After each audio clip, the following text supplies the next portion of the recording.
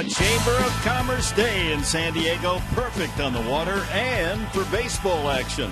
Final game of the series, the Braves and the Padres.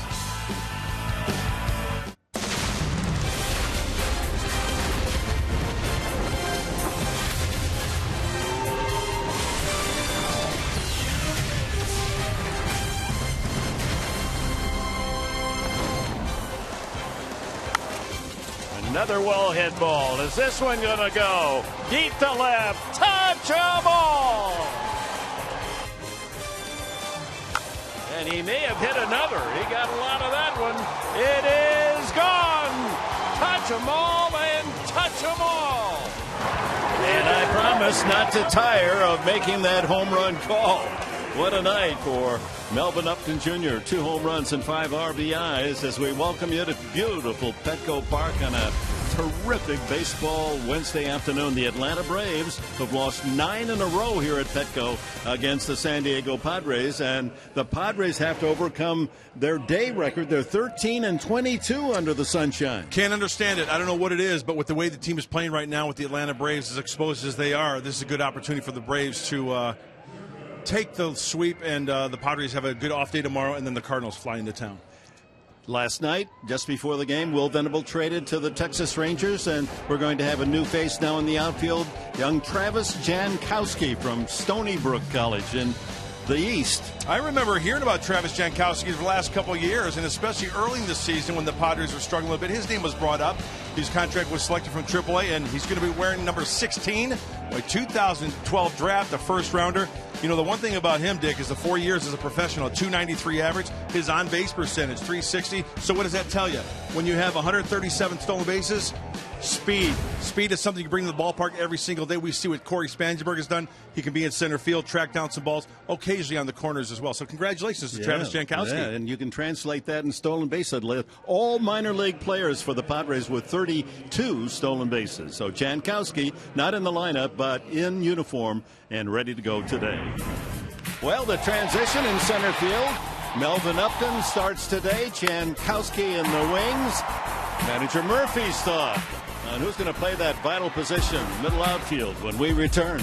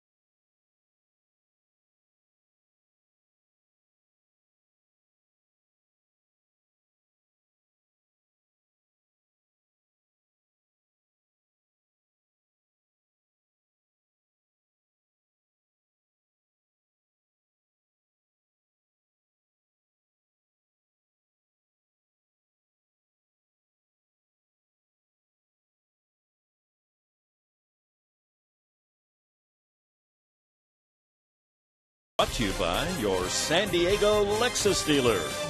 By Petco, what we feed them matters. And by Sony's Action Cam. Prove yourself.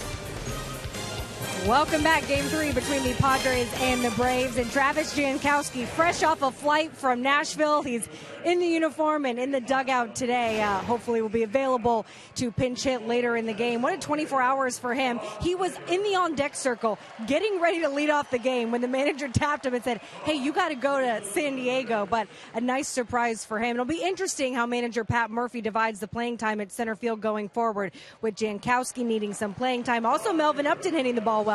So here's Pat on how he plans to handle the situation. You bring a young kid up like this, he's got to play. You know, I mean, that's what it's about. You don't bring a kid up to sit on the bench. So I think he'll get a lot of playing time, and Melvin understands that. And I think that Melvin will do everything he can to make that a real difficult move. You know, and if he keeps swinging the bat the way he is, I mean, we're going to have to find a place for him too. So I don't know. Maybe Melvin goes back to the infield. We've been having tryouts at shortstop as it is. So. Well, they've also called Jankowski one of the best center fielders in all of the minor leagues. So we will see if we will see him today, as the bullpen didn't get enough playing time yesterday. Come on. We heard you yesterday, Sean. Hey, game 3 as the Padres try and complete the sweep. The offense on fire yesterday. Tyson Ross, he's got the task of trying to complete this sweep. We got first pitch coming up on Fox Sports San Diego when we return.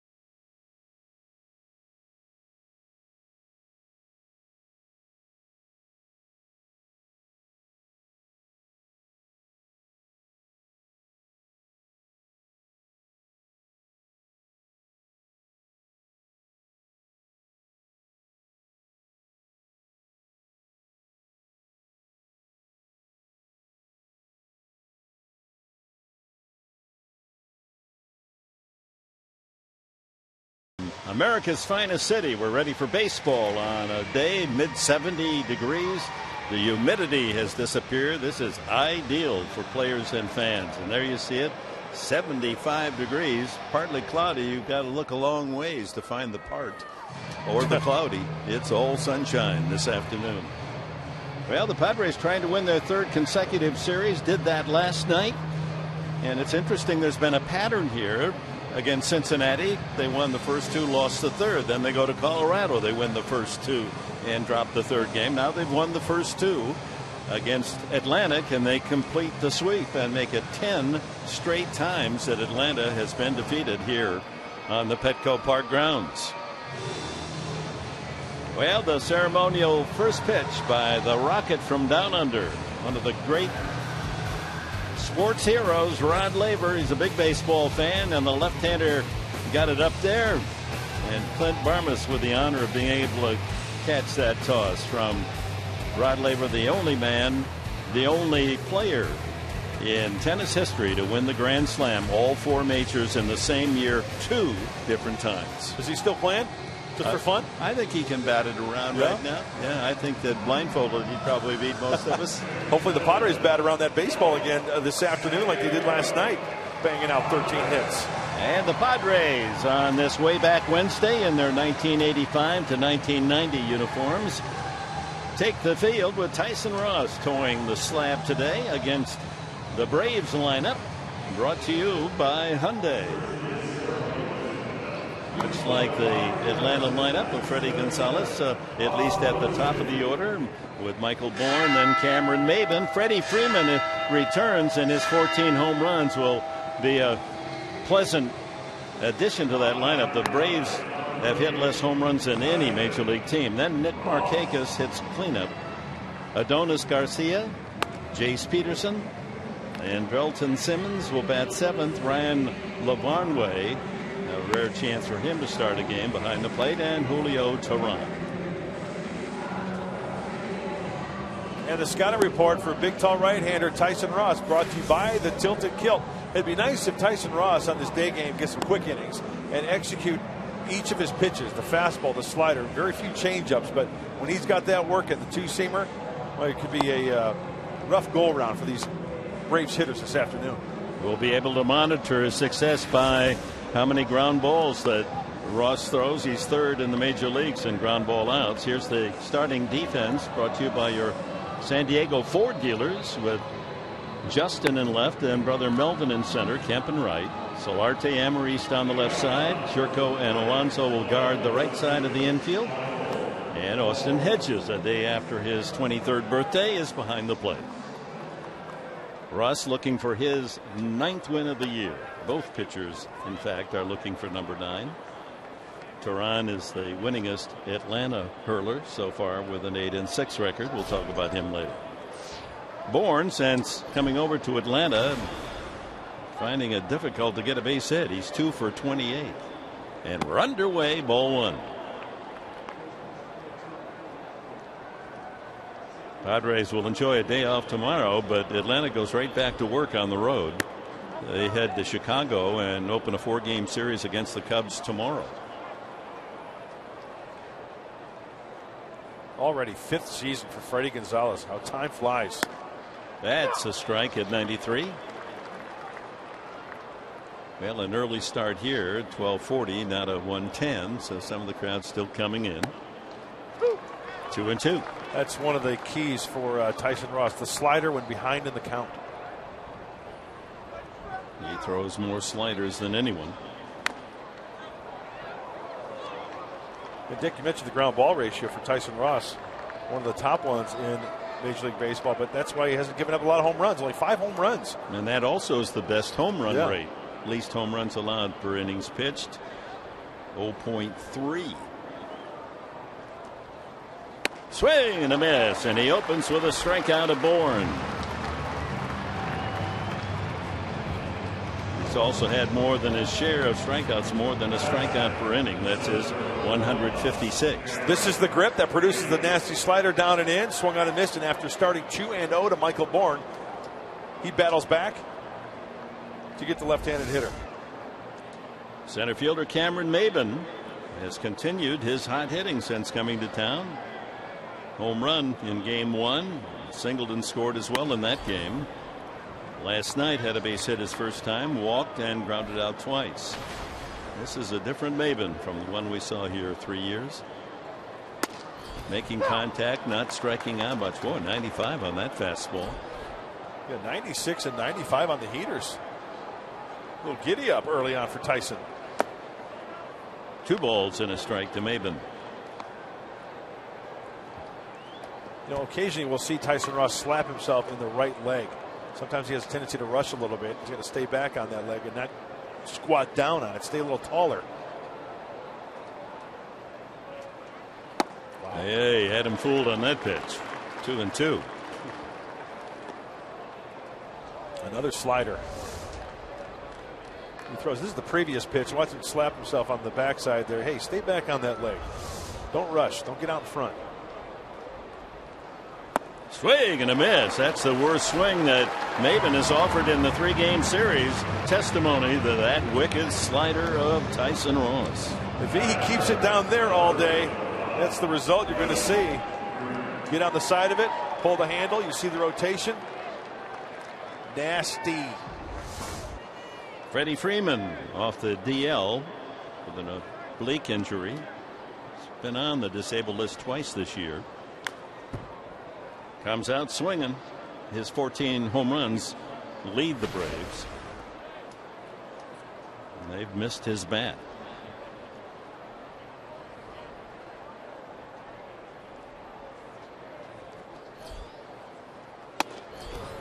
Backs him off. 1-1.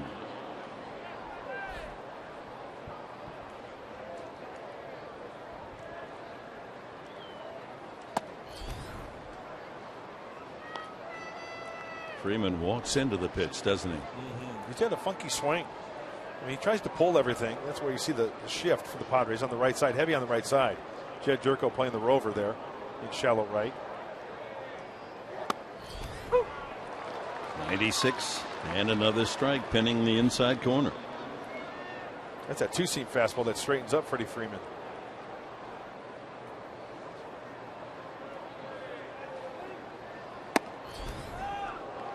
Inside and a full count. He's working quickly too, isn't he, Dick? He Tyson is. Ross, I like that. Get the ball and throw it. Line drive, short liner that goes under the glove of Amarista, or is that Solarte, who had moved over on the second base side? That had a funky action to it, didn't it? Yeah, at first I thought they were going to catch it on the fly there, but then the short hop, you have to contend with that. You have to take another look at that. Gets jammed. And he's going to his right, trying to make the backhand. Yeah, where he's positioned. A tough play to his right. Ruled a base hit. Markakis, the leading average at 293. And he, no doubter there, a line drive to center. Freeman will turn at second. And the throw comes into second base from Melvin Upton. So back-to-back singles with 2 outs. Freeman and Markakis at the corners for Adonis Garcia. Markakis swinging early. And what was it? Out of the hand of Tyson Ross. Looked like a two-seam fastball that leaks right down the middle of the plate. He stayed on that one nicely. And Melvin Upton Jr. was playing on the shortstop side of second base. No way he's going to get Freeman with the 2-out ball off the bat, first and third.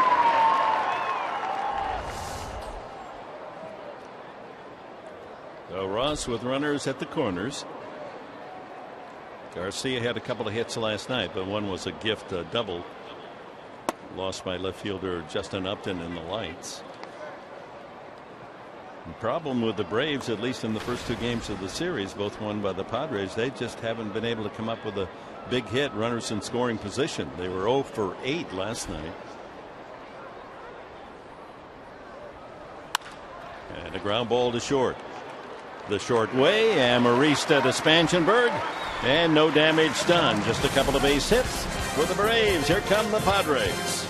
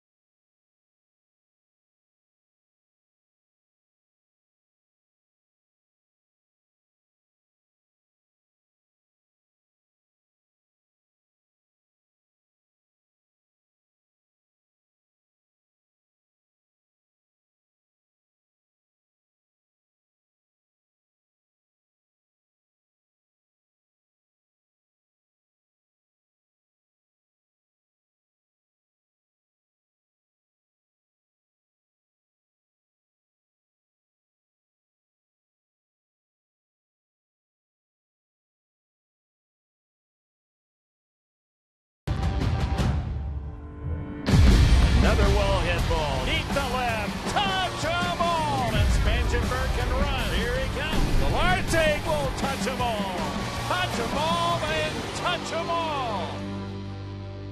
Yeah, a night of home runs, 3 of them. Solarte a 3-run shot and a couple of 2-run homers from Melvin Upton Jr. and a 9-0 San Diego win. Here's the batting order for the Padres this afternoon, brought to you by Toyota. Young Hervis Solarte leads it off, then Alonso. A couple of left-handed bats before Kemp and Upton and Jerko. Melvin Upton moves up to the 6th spot in the order after his 3 for 4 and 5 RBIs last night. Then Amarista and young Austin Hedges hits 8. Tyson Ross, who is the leading hitter among the pitching corps with the Padres with 9 hits, batting 9th. Julio Teheran, scouting report, fastball, slider, changeup, curveball, and bad road numbers. Isn't that interesting? The really home and road, how can you have that kind of differential? That's one of those conundrums that I cannot figure out. 6.75 ERA. At home, he's 6-1 with a 2.44 ERA. On the road, just the opposite, 2-5 and 6.75 ERA. Bad room service. Let's hope that is a continuing trend here against the Padres today. Padres looking for a win that will level their home record on the year at 29 all. High fly ball off first. Freeman. Will he have room? No, that drifts back a few rows. Here's the evidence of Teheran, Jekyll and Hyde home and road season. Look at the opponent's batting average. My goodness. 326 on the road? And 15 homers. Wow. And then at home is just the opposite. Yeah. 201 average and only 3 dingers. 2-2 to Solarte. And believe me, that's in the head of a pitcher. They know the numbers. And the key here for the Padres is to get on that board early, get him in the stretch early. So he starts saying to himself, oh, here we go again. And a shot, but foul in the right field corner. Solarte has had more success left-handed, but last night batting right-handed. He clubs a deep 3-run homer. Well, he really got extended on that one. It was a pitch up and away. Good to see him take that swing. Going upper tank from the right side. And that one bounces up and hits Solarte. Teheran has more than his share of those. That's the 9th batter he's hit this year.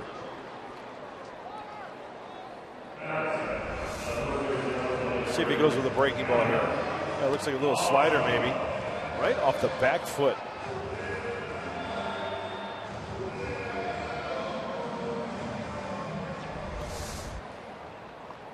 Brings up Yonder Alonso.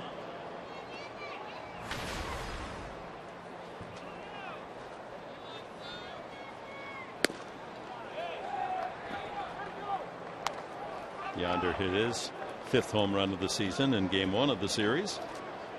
He was the only Padre without a base hit last night. 0 for 4.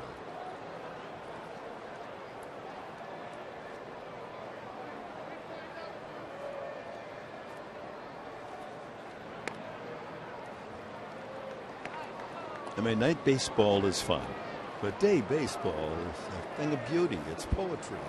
This is a great painting that we're looking at. All the colors and accentuated by the blue sky and bright sunshine. The Braves defense is brought to you by Renovation Realty. And it's a good defense led by Drelton Simmons, the shortstop. In the outfield, Bourne, Maven, Markakis, Simmons at short, Garcia at third, then Peterson and Freeman on the right side, and Lavarnway behind the plate. 2-1. Teheran signed out of Colombia with the Braves. He was 16 years of age, and they gave him $850,000. How about that? A kid in Colombia getting a check like that? He's an Ivy Leaguer, huh? No, that's the catcher, Lavarnway. High fly ball. Maven measures it and fires in. One away. Well, let's take a look at the keys to the game on this afternoon. Brought to you by your San Diego Honda dealers. Well, in order to complete the sweep, get to the Braves pen early. We've documented that and talked about that many, many times. They used 4 relievers last night. Hopefully they can get to them and continue the power surge. According to my count, 7 extra base hits last night, 2 home runs, Melvin Upton Jr., a triple, another 3-run shot by Jan Solarte. Keep up the power surge. I like it.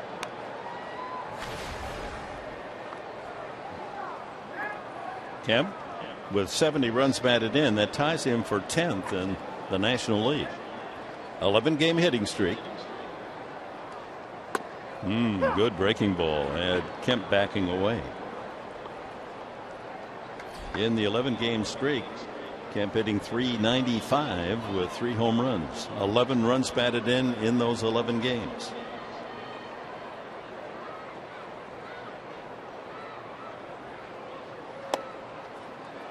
One and one.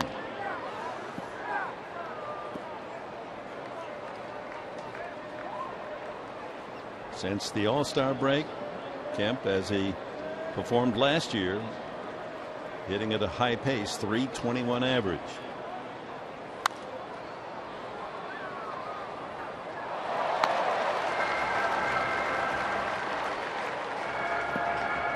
And not only hitting for average, but extra bases, his slugging percentage.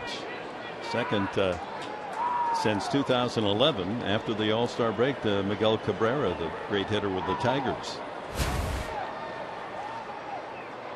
It'd be nice if next year, opening day, Matt Kemp walks in the clubhouse, have a calendar in his locker that says July 15th. There you go. Just start off hot, right? It's July. It's just different horses for different courses, huh? He's one of those come from behind horses. He doesn't sprint out of the gate. He just lets them take the lead and then catches them down the stretch. And one of the reasons why you see the numbers is laying off pitches like that there. That slider from Tehran was off the plate. Earlier in the year, he was swinging at that. Pitch number 4 brought to you by Honda, our Fox Tracks. That's a good take. And the count full. Tehran is throwing the ball more inside as well. He made an adjustment on the rubber. He's going from the first base side. Roger McDowell, the pitching coach, had to make that adjustment. That first base side on the rubber gives him a down and away straight angle on the outside part of the plate and an angle into the right-handers.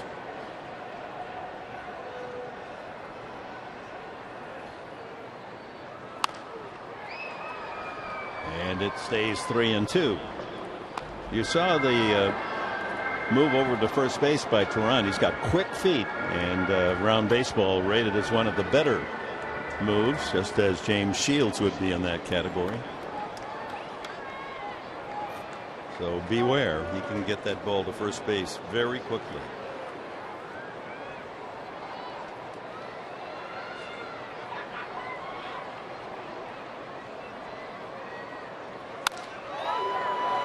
Soft fly to right, might fall, and does.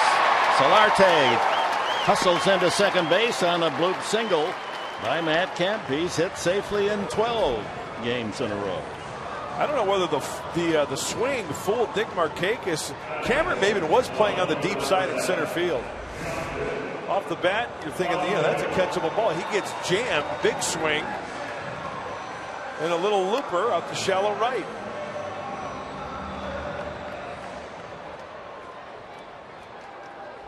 So first and second for Justin Upton. 20 home runs to lead the club. Second to Kemp in RBIs, 64.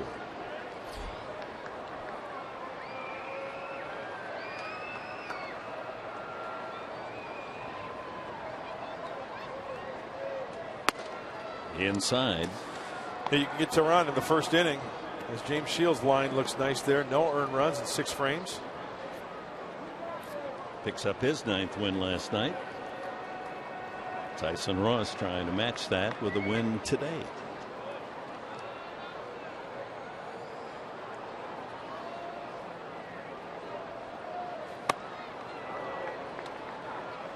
Good cut at that fastball. 1-1.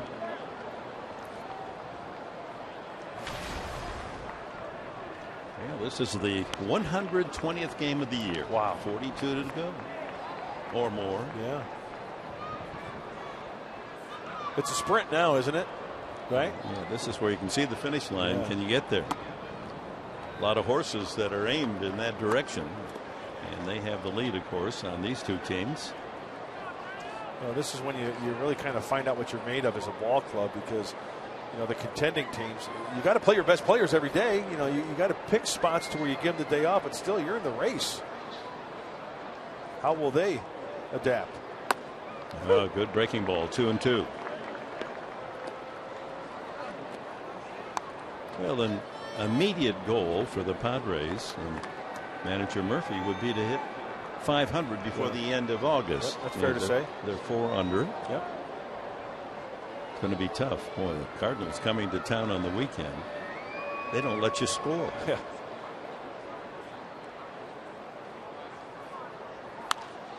That's why a win today against Atlanta would play big, because the pitching is going to be very tough over the weekend. All 3 starters for St. Louis have ERAs under 3. In fact, all 5 of their rotation, their ERA under 3. And as a team, they have by far and away the best earned run average in the National League. So another 2-2 pitch from Tehran. And a full count. He's just 24. Was an all-star last year. He won 14 games.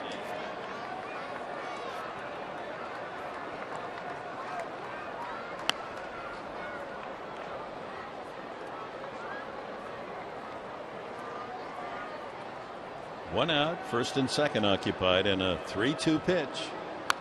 Ooh, spoils another. Flipped up a breaking ball there. Had some confidence there. 3-2, 1 out, possibility of loading the bases. It's a pretty good one, too. And just a little bit working underneath and out front just a little bit too quickly.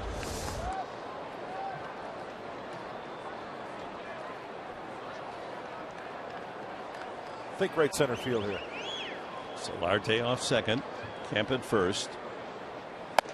All 4, and the bases are loaded. Pushes Kemp to second, and Solarte over to third. As today's game is presented in HD by Sony.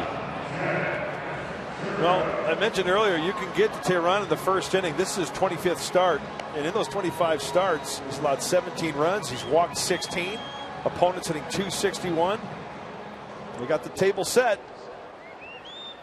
Jed Churko checks in at .233 with 8 homers. Freeze on the line drive. Don't get doubled up. Takes the breaking ball, and LeBarnway, the catcher, going to go out and try to settle down his young pitcher. Okay, enough's enough. Let's go right after these guys. Working down in the zone. Good heart stuff. Come right at me. Get yourself a ground ball. We'll get out of this. All right? That's kind of somewhat what goes on.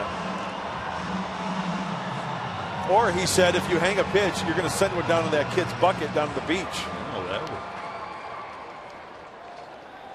Oh, no. Down goes Frazier. High fly ball, medium deep. Markakis has a good arm. Be careful here. Tagging Solarte, and he's not going to test it. That ball was coming in on a line from Markakis. So 2 away. Bases still loaded for Melvin Upton. And it's time now for our top tier player profile, brought to you by Arco, as we focus our spotlight on Melvin Upton Jr. with his 5 RBIs last night, just 1 under his all-time high 6 years ago. He was with Tampa Bay. RBI single and a pair of 2-run homers for Upton. Chance to do some more damage right here.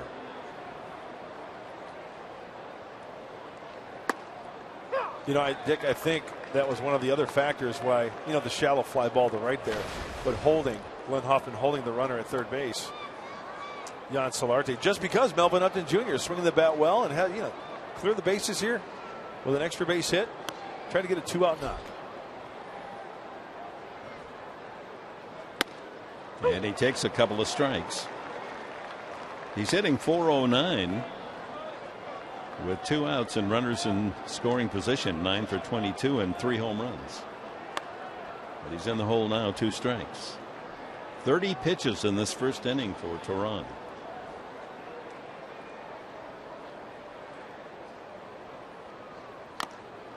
Just spoiled that one. Going up the ladder by design.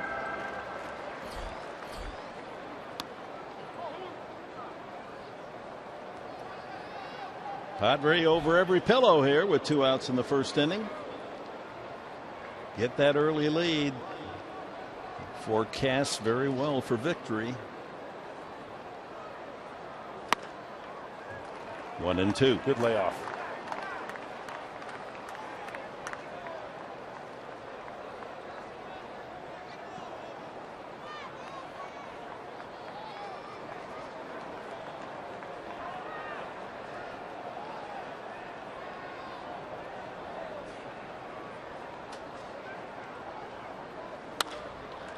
Slice to right. That'll be a tough play if it's fair, but it's going to go foul and into the crowd, into that first row.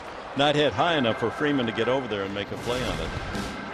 Well, last night, almost identical home runs deep to left center field. Not many balls carry in that part of Petco Park, and he hit 2.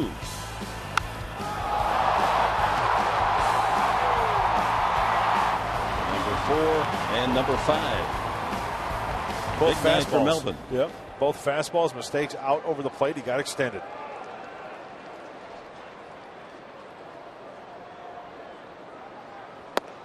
Two and two. You can see the Fox tracks brought to you by Honda. Everything is away. The one pitch you see there, pitch number 3, was elevated with 2 strikes. Nothing middle. Trying to peck away at that outside corner.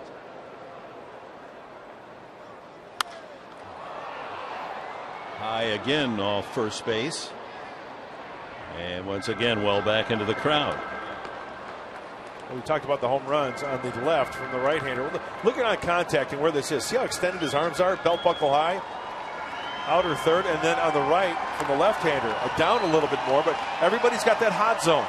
And if he drew a square over those 2 pitches on contact, that's where he likes to get extended and drive the baseball.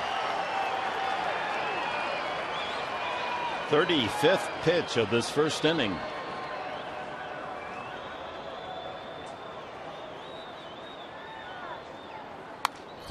It's a tough at bat. Spoils that 95-mile-an-hour fastball. Should Melvin Upton keep it going? Alexi Amarista is on deck.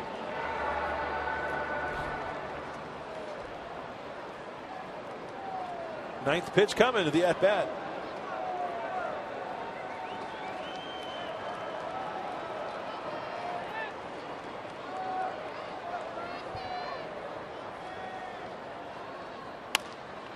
Reaches out and a soft ground ball to Simmons, and the force at second, and the Padres leave them loaded in the first inning, but they made Tehran throw a lot of pitches. After one at the playground called Petco Park. No score.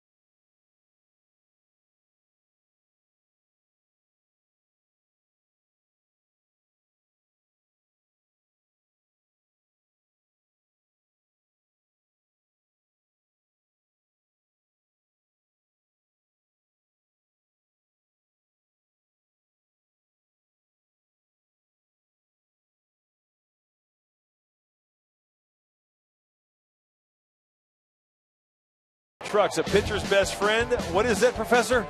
Double play. You betcha. Corey Spangenberg, he was on the DL with the bruise on his knee, but look at him turn it at second base. Get it? Get in a good position. Now here comes the runner. What do you have to do? Get those spikes up, get them out. And a nice pick by Alonso at first base. The 6-4 double play. Nicely turned by Corey Spangenberg. And that bailed James Shields out of that bases loaded, no out inning, and Atlanta didn't score the rest of the way. Jace Peterson, then Andrelton Simmons ran LeVarn way here in the top of the second for the Braves. Peterson, the former Padre, young man traded away, and with his 50 RBIs, Maben with 52, they lead the club. One hopper to Ross and one away. Well, Tyson Ross doing a lot of things well. His 8-9 record belies the fact that he's among the major league best in his slider more than any pitcher.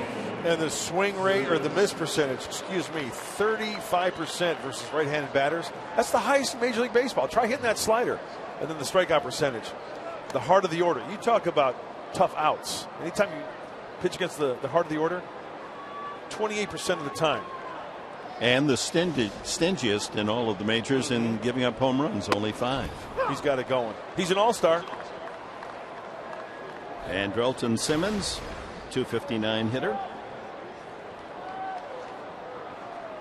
And talking about striking out, he at the moment in the National League is the toughest man to strike out.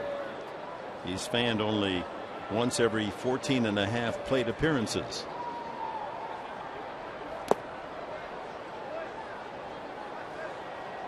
Two balls and a strike.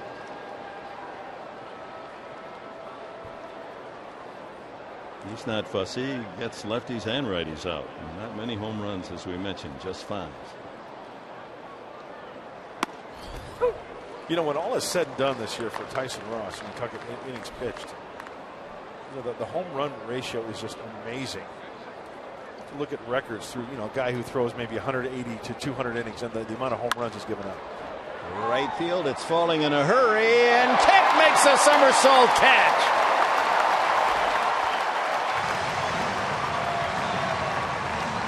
Matt Kemp has the ability in the last stride and a half to just cover so much acreage. Diving at the last minute, the tuck and roll, and hats off from his teammates. At first I thought where he was playing, I thought this ball was going to dump in there. Great effort, and Tyson Ross likes it, you bet. And he hit his landing, and Glenn Hoffman gives him a 9 on that. Feet came apart when he was in midair. Had he kept those legs together, right, I think that might have been a 10. Absolutely, I'm right there with you. Look at this Ryan LeVarn way. They're having a lot of fun with flashbacks to the good old days in the mid and late 80s, dressing up some of the competition. LeVarn way, Ivy Leaguer, as you mentioned earlier, from Yale, where he led the nation in hitting. Not many Eli's in the big leagues. This is just his 41st at bat. Interesting off-season story for LeVarn May. He must have felt really neglected. He was a baseball orphan. In 18 days, he was on 4 different teams. They just kept passing him along to somebody else. Red Sox had him first, and then the Dodgers, and then the Cubs jumped in and grabbed him. And then Baltimore said, well, let us give it a try. This all happened in December before he settled in Atlanta.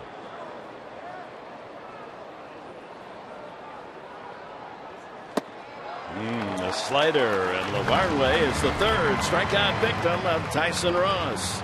Bottom of the second, it'll be Amarista, Hedges, and Ross, and he has shown he's a good hitter coming up.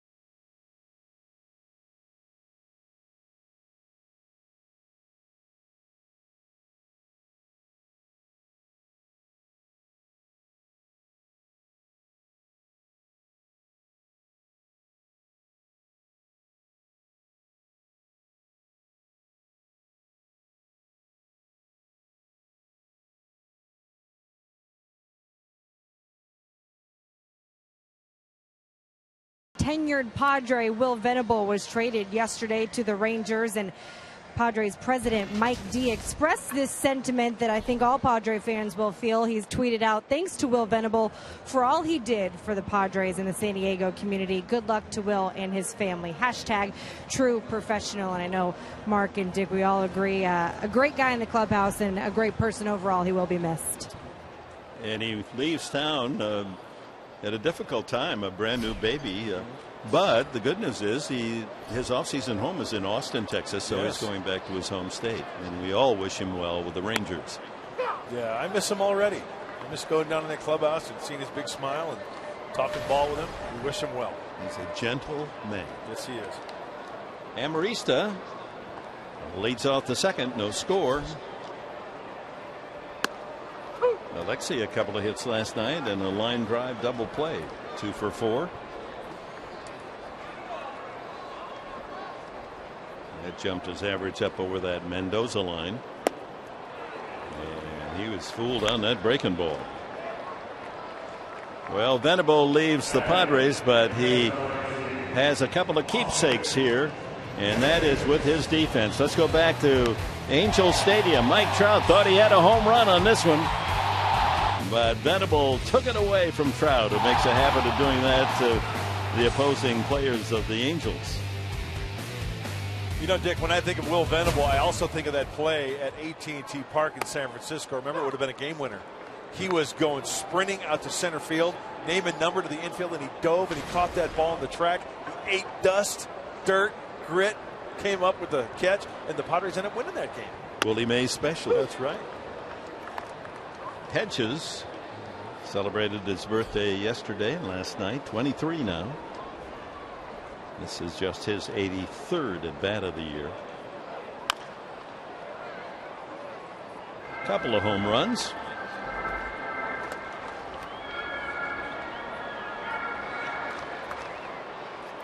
Well, after a 35 pitch first inning, Tehran settling here and struck out Amarista and quickly ahead of Hedges. And a pop up behind second. Shortstop Simmons. 2 away. Well, Josh Johnson, oh my, what the Oscar gamble is going on? You know, okay, fans, if you're watching, go to Google and just Google Oscar Gamble, his days with the Yankees. I mean, you talk about a salad. That is big time salad. And I remember talking to Josh a couple weeks ago. I said, "What are you going to do with your hair?" He goes, "I'm letting it go the whole season. I'm not going to touch it." And there's the proof right there. He's got some moss, doesn't he? You could hide a baseball in there. He's got pencils in there, and I think he's got a 9-iron and a hubcap. that is all in there. unbelievable. Tyson Ross, 9 hits this year, including a home run. He can lay claim to being the best Padre hitting pitcher. But not on that at bat. 3 pitches and down he goes. A couple of strikeouts for Tehran. No score. It's going to be a hairy day. Yes, sirree.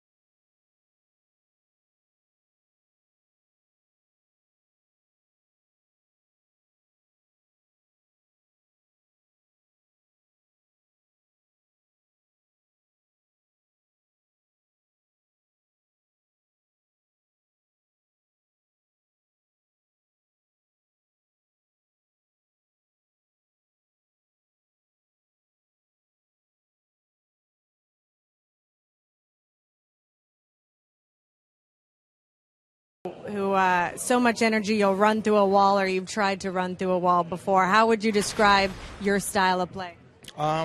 Pretty much the same way, just a high-intensity player, very hard player, and I think I play the game the right way. And, high intensity, I think, is the best way to put it. Welcome back, and welcome Travis Jankowski, who, by the way, I think has been told not to run through walls anymore. He's sustained some concussions and injured his wrist doing it, but Pat Murphy, a ton of compliments on just the way that this kid plays the game. Also a lot of speed, and we asked him who would win a race between Jankowski or Spangenberg. He takes Jankowski, so he's a certain threat when he gets on the bases. Interesting. All right, thank you, Chris Budden.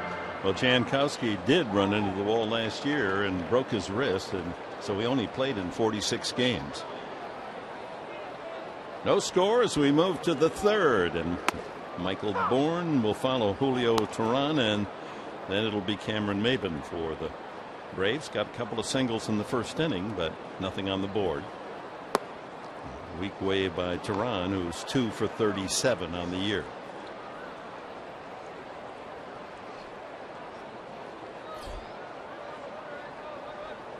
Oh my. 4 strikeouts for Ross.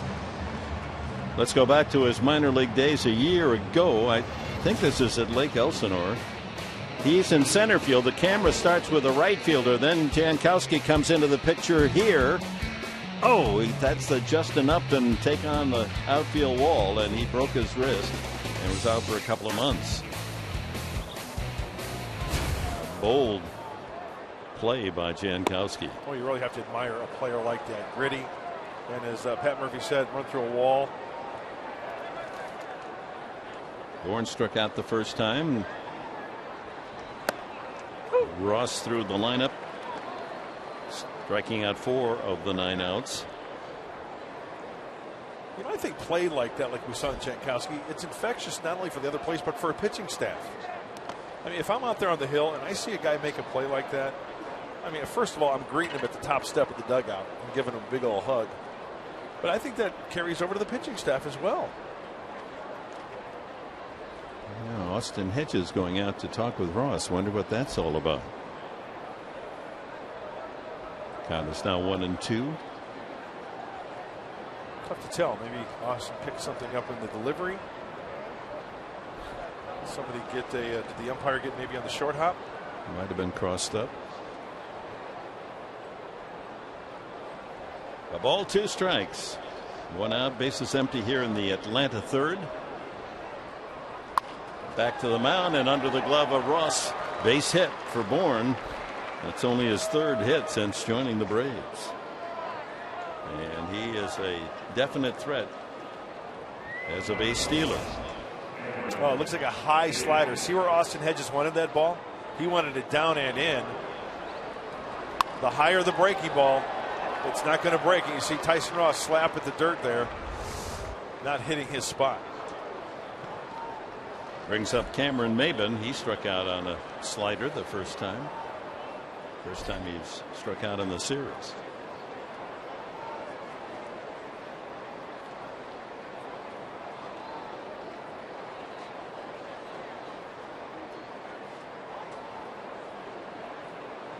It's got to be interesting for Cameron playing center field behind Tyson Ross, seeing the darting back and forth, in and out, and now he's got to face it.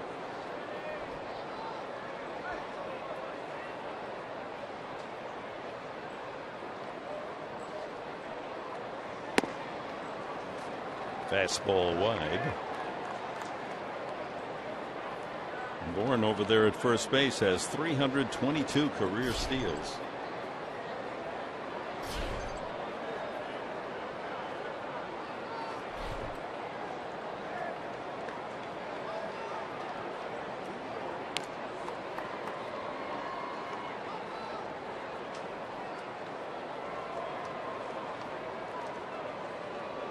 There's the whole shoot match there for his career.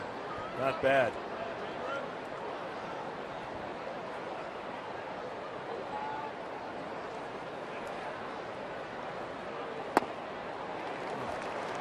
See that front side of Cameron Maybin open up on that breaking ball, not being able to stay on it.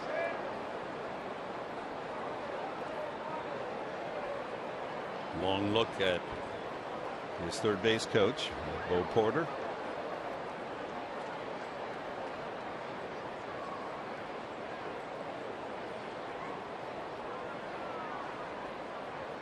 There he goes.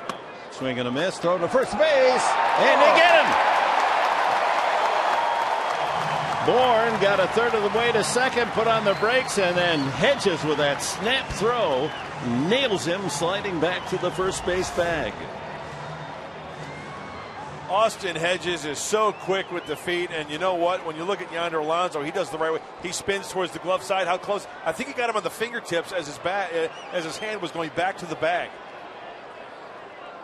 And Freddie Gonzalez on the top step, and he will retreat back to the dugout. Well, he has such wonderful feet for a catcher. He gets himself in a position to throw accurately and hard, and just split second. And I guarantee you, every scout behind home plate right now is writing something down on their pad of paper to put in their report. That word travels quickly, and rightfully so. The base is empty now with 2 outs. Can throw behind runner with accuracy. Quick feet. 2-2 to Maben. Fastball just inside.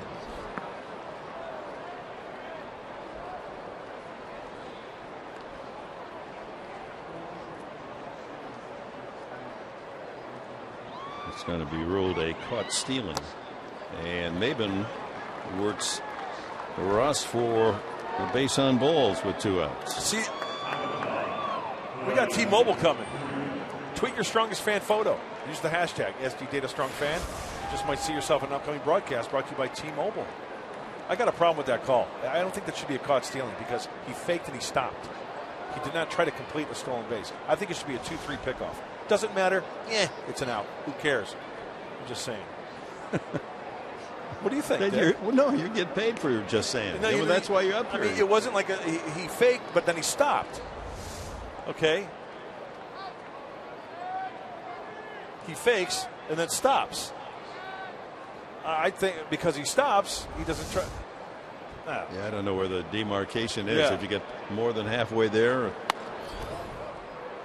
The walk to Maben, and he, of course, also a threat to steal and leads the team with 18.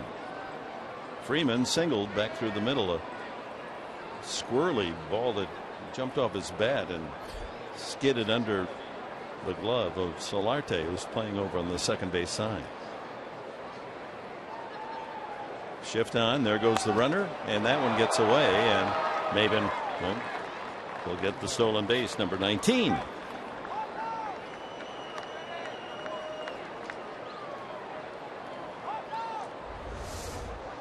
It's a slider, and does it hit the ground? Well, it hits the ground and the top of his glove, and just a little bit too quick up to the ear.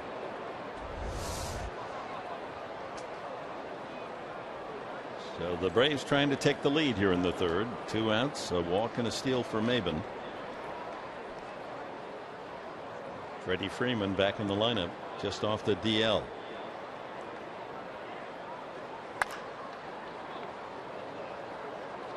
Oh, look out.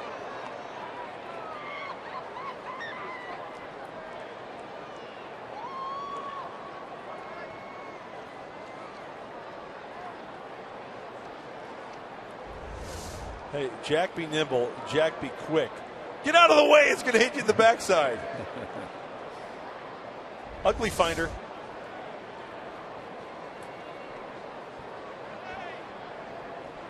So the 2-1. 3 balls and a strike with Nick Markakis on deck.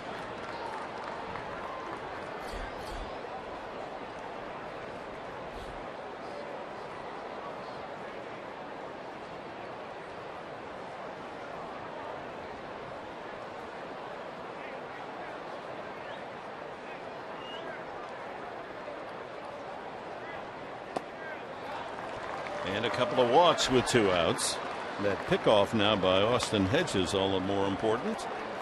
Instead of the bases loaded, 1 out.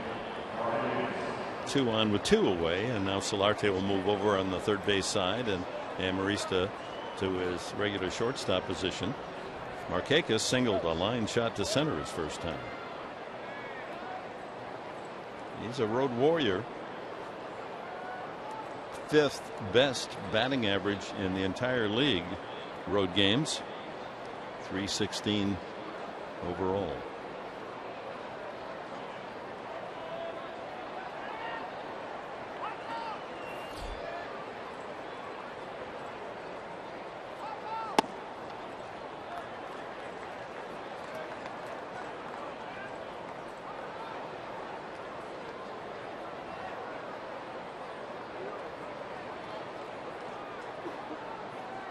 Not a lot of power, Markakis, but he's a hitting machine. 5th in the league overall in total hits. 134, counting the one today. Well, struggling with his control. He walked Maben and free ticket to Freeman and falls behind 2-0 now to Markakis.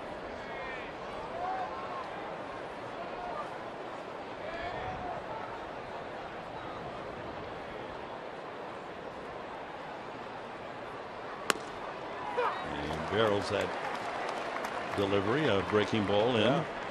You know, Tyson's made great strides when he falls behind. He could locate and throw that slider for a strike. That's what that last pitch was. 2-0 to go 2-1.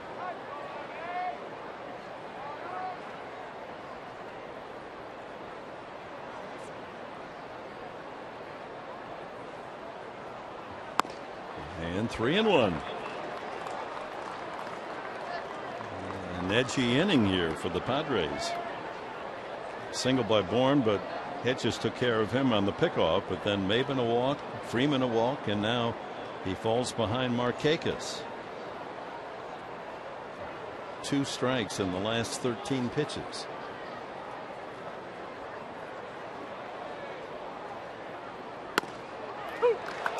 Goes back to the slider, having more success throwing that for strikes than the fastball. Absolutely. Here it is. He stays on target a little longer, too, towards home plate. Right between the belt buckle and the knees for a called strike. I wouldn't be surprised if he throws him another slider right here. Runners off with the pitch. And there it is. Another hit right through the right side. Maben will score easily. Freeman to third, and the Braves take the early lead 1-0. Markakis knocking in his 43rd of the season. Well, Tyson was falling behind Nick Markakis, and he really battled back. The key to this at-bat was the strike, that being the slider. So let's start with first pitch. That was the slider. Markakis just taking it. Now here's where he misses with the 2 fastballs. There's a slider for a strike.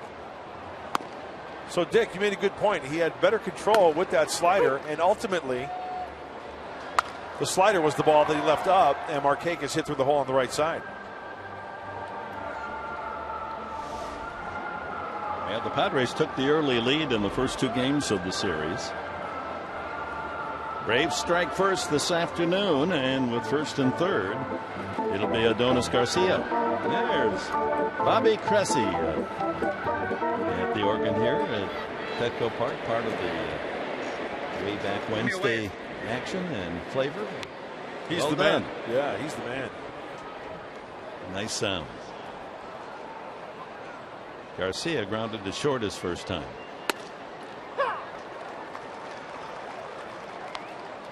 Yeah, the walks have been the one chink in the armor of Tyson Ross all season long, and the walk now has cost him a run.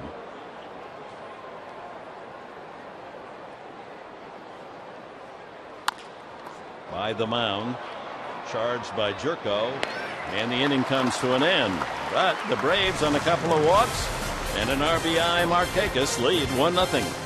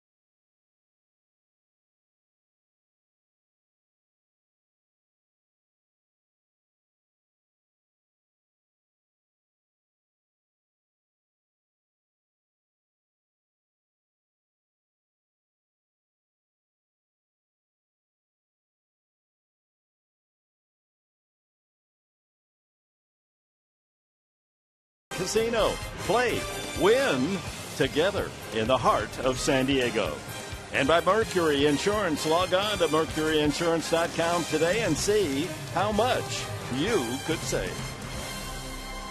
Well, a great visitor to our booth in between innings, Rod Laver.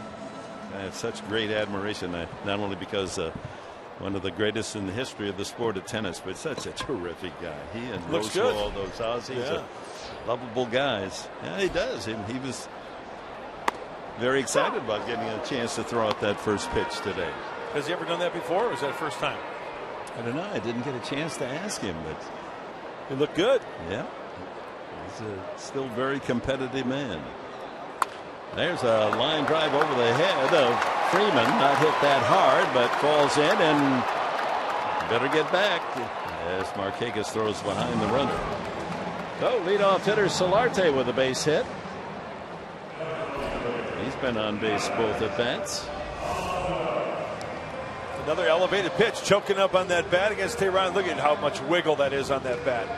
Staying off the sweet spot, but because it's up, if that ball is down, there's probably a chance it's a ground ball to Freddie Freeman. Hey, throw on the brakes there, big fella. You know, you hear it all the time. The players talk about in this being a tough game. There's so many negatives when it comes to hitting. You know, make it out 7 out of 10, you're a great hitter. And so it's always thought, hit it hard again, right to a glove. Oh man, I just had blistered that one. But they don't talk about hits like that. You know, Tony used to say, look at all that grass out there. You don't have to hit line drives to get base hits out there. Just dump it in there. Miss you, Tony. Alonso fly to center his first time. At the knees. 1-0 Atlanta. Solarte gets the Padres off on the right foot here in the third.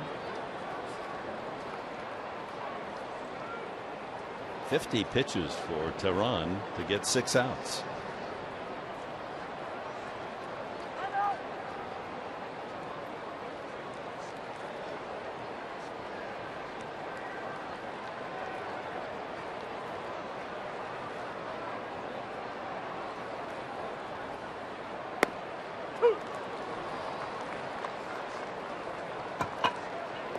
Drops the breaking ball in there, 1-2.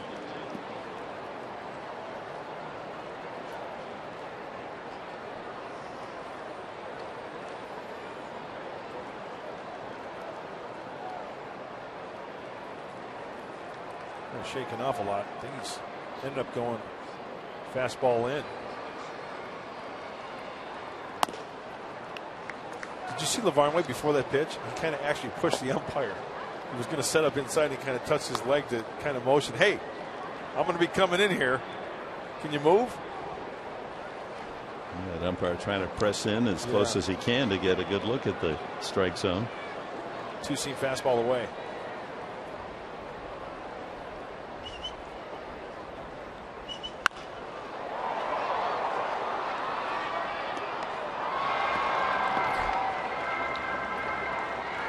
They're pounding him away, and the outfield's playing him that way.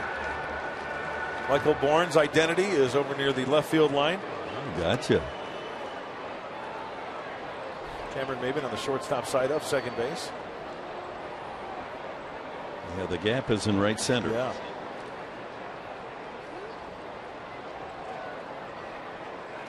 And he gets him. Breaking ball. Third strikeout for Julio Tehran. Well, it's time now for our Fan Diego fans of the game. Hey, look at there. Tommy Canole and his son Dylan. Tommy, who works for Fox Sports San Diego in the truck sometimes, enjoying the day off with his son Dylan. He's our technical director. He pushes all the buttons. Plays a little Tetris and Frogger down there in the truck. Little Pac-Man. You go, Dylan. Future big leaguer right there. Matt Kemp looped a single right center field his first time.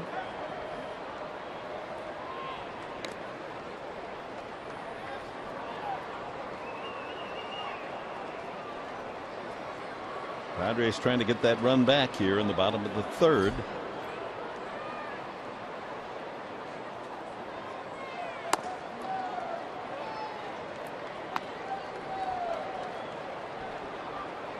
Tehran, an all-effort delivery. Yeah. I mean, he really comes at you. Max effort guy. Good call. And compare him to Whistler last night. It was so fluid. Live arm, 93-94 was seemingly little effort. He's pushing the entire 200 pounds toward home plate. Tehran.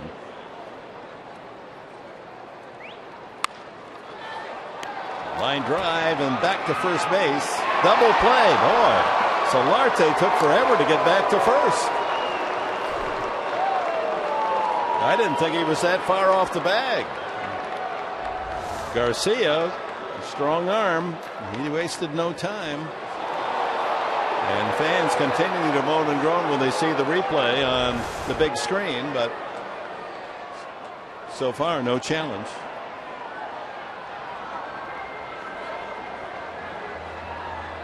This might be a challenge. Well, too much time has gone by. Yeah. Oh, so I thought Pat Murphy was up on the big step there. So the inning comes to an end on the line drive double play. Atlanta still leads it 1-0.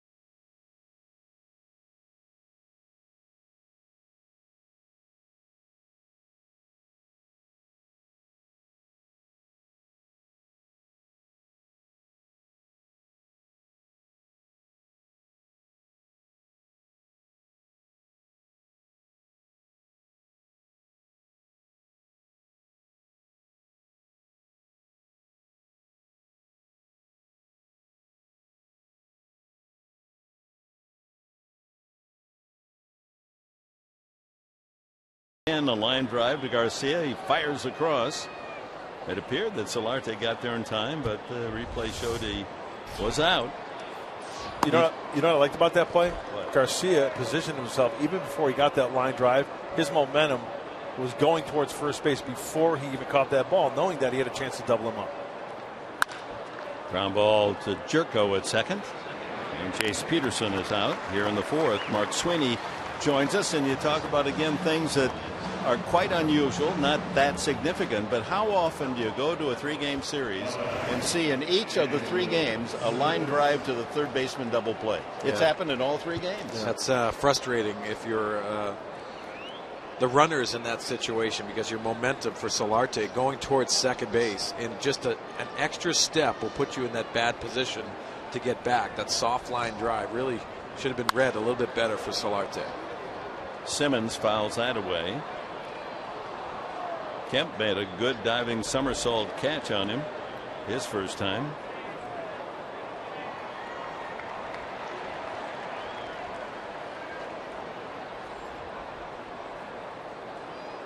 Hubba hubba.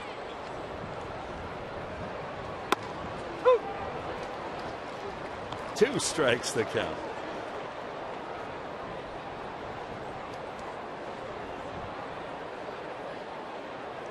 Again, toughest man to strike out in the National League.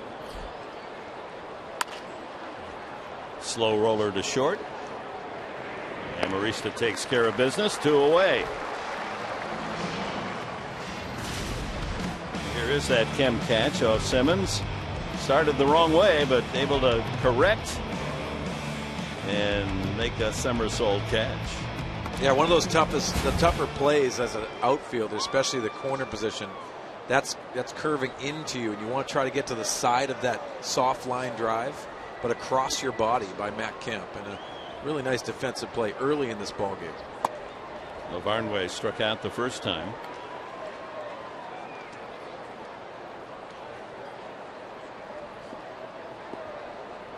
Every time I see a play like that, guys, I think separated shoulder. Because, you know, you got to catch the ball and tuck that glove in and take it, roll on the shoulder, the back. Well, guys, you remember Tim Salmon from the California Angels at the time, now Anaheim Angels. That was the guy that really put himself in a better position, almost sliding into a base. He didn't want to dive forward because of that injury factor, and he got very adept at doing that play, of sliding like he was sliding into a base. Phil Nevin did it one time in Phoenix, in Peoria, diving for a ball in left field and separated his shoulder. Yeah, we told him to get the Gymboree mats out after he was diving and left. He was not an accomplished diver. Swing and a miss, and that slider gets Lavarnway for the second time. A total of 5 strikeouts for Tyson Ross.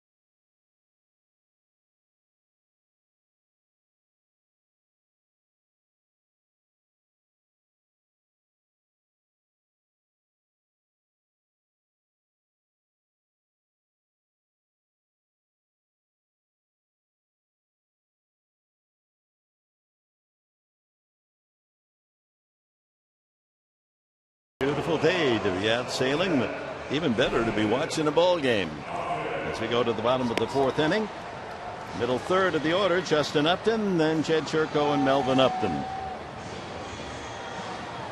Off day tomorrow, and Redbirds of St. Louis, best record in baseball, come in for 3 Friday night, Saturday night, Sunday afternoon, and baseball night in San Diego on Saturday night. A nice giveaway to all fans, a San Diego shirt. What do you call that? Where it's just dry fit?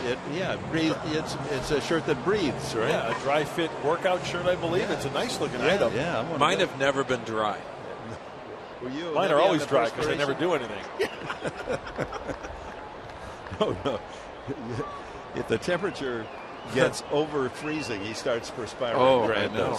He'll sweat in a snowstorm. Upton takes a strike. He walked the first time. Padres had the chance in the first inning. They loaded the bases on a hit batsman, a single by Kemp, and a walk to Upton with 1 out. But Tehran got Jerko and Melvin Upton to end the inning. No damage. Mark Sweeney, I have a question for you because I brought it up earlier. Tehran goes from the first base side of that pitcher's plate. Now, as a left-handed hitter, does that make a difference? What kind of adjustment do you make? What does it do? It does, and I think you've touched on this before. And Trevor Hoffman talks about this, pitching in lanes.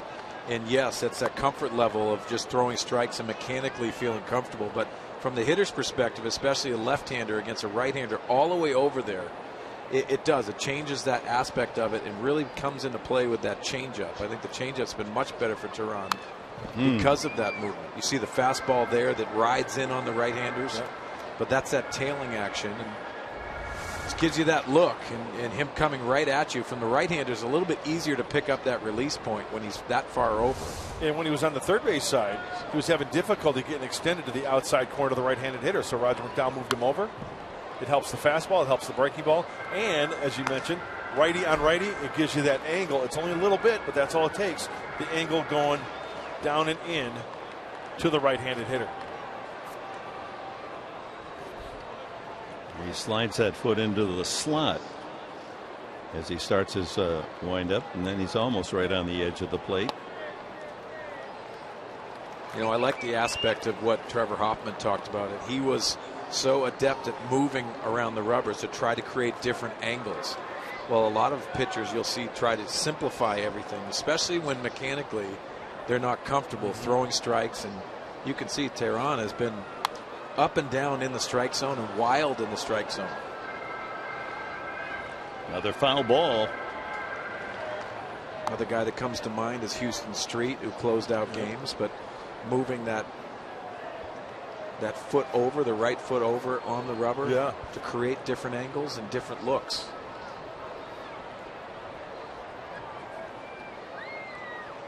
You know what I would do if I had to do it all over again? First of all, learn how to throw a strike. But anyway, move more on the rubber. Like for righties, go from the third base side. Go from the.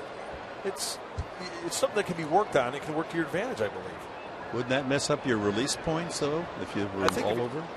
There was a pitcher, you know, Dick, that's a good point. There was a pitcher that we recently faced that did that. He moved from one side to the other, according to the righty or left-handed hitter, and I can't recall who it was. I'll have to check. Well, it's something that the hitter really is not aware of, because you're concentrating so much on that release point in that box that you try to, you know, find that different area. Ninth pitch of the at bat coming up. 3-2. Thought that got his hand. Couldn't get the bat out of the way. That would have been ball 4. Well, the word we're getting now, it's not official, but apparently the Phils and Dodgers have agreed on a trade that sends Chase Utley to Los Angeles plus $2 million for 2 minor leaguers. Both sides have agreed to the trade. The deal has not been signed, so it's not official. 2 bouncer to the Gold Glove Simmons for the first down. That'll bring up Jerko. Well, Dick, you touched on the Dodgers and possibly acquiring Chase Headley. Howie Kendrick, the normal second baseman for the Dodgers, has been injured, so that might be one of the reasons why they would go out and try to acquire a Chase Utley. Boy, the budget of the Dodgers is astronomical. Well, a surprising point, and we touched on it on the pregame, is their bullpen not getting the ball to Kenley Jansen. Yes, he's a very good closer, but they have struggled with the bullpen, and unfortunately, if they lose out ball games, I think Don Mattingly, the manager, is going to be in trouble. How about LA going to a 4-man rotation for the next 10 days? Matt Latos, the odd man out, going to the pen.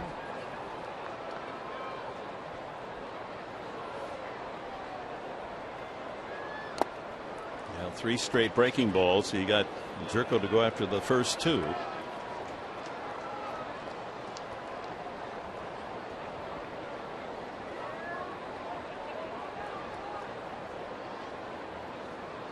This isn't the Tehran that statistically has had a tough time on the road this year. Another breaking ball, and this time Jerko caught looking. 4 strikeouts for the Atlanta right-hander. Well, high breaking ball, Mark. Yeah, and it's a surprising call because that was high going over the plate. You could see Lavarnway, the catcher, doing a nice job framing that at the top of the strike zone.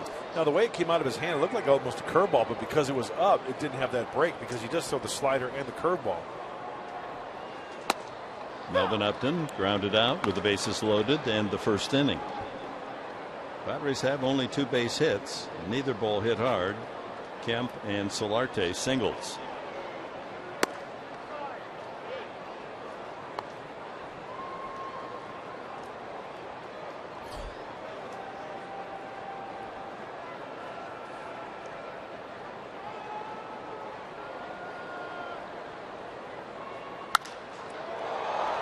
high in the air.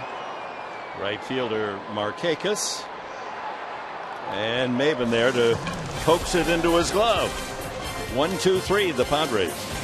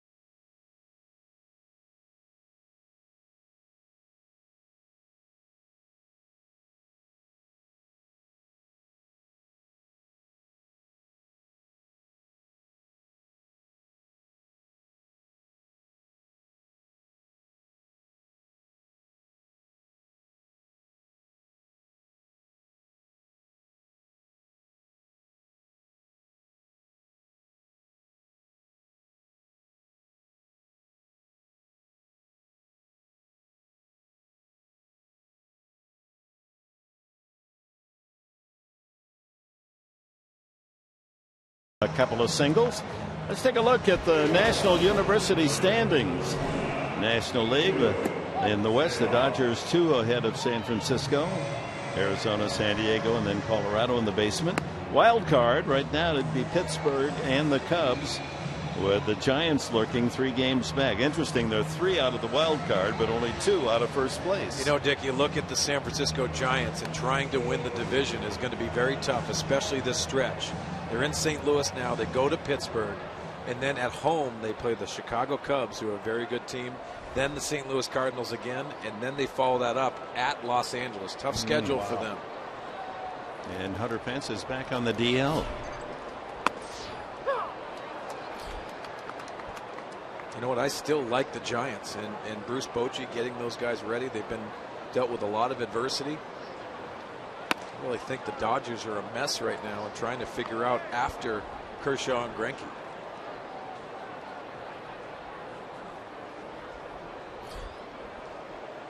Yeah, the loss of Ryu really has hurt them. It gave them that third really tough starter.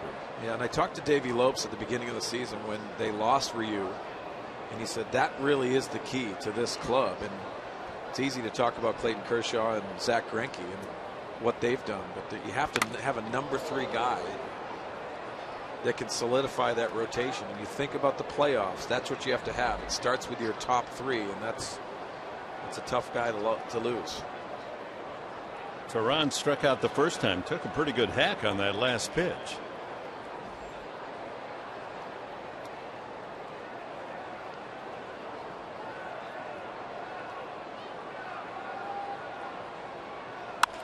And look at that. Base hit Teheran. Only his 3rd of the year. 3 for 39.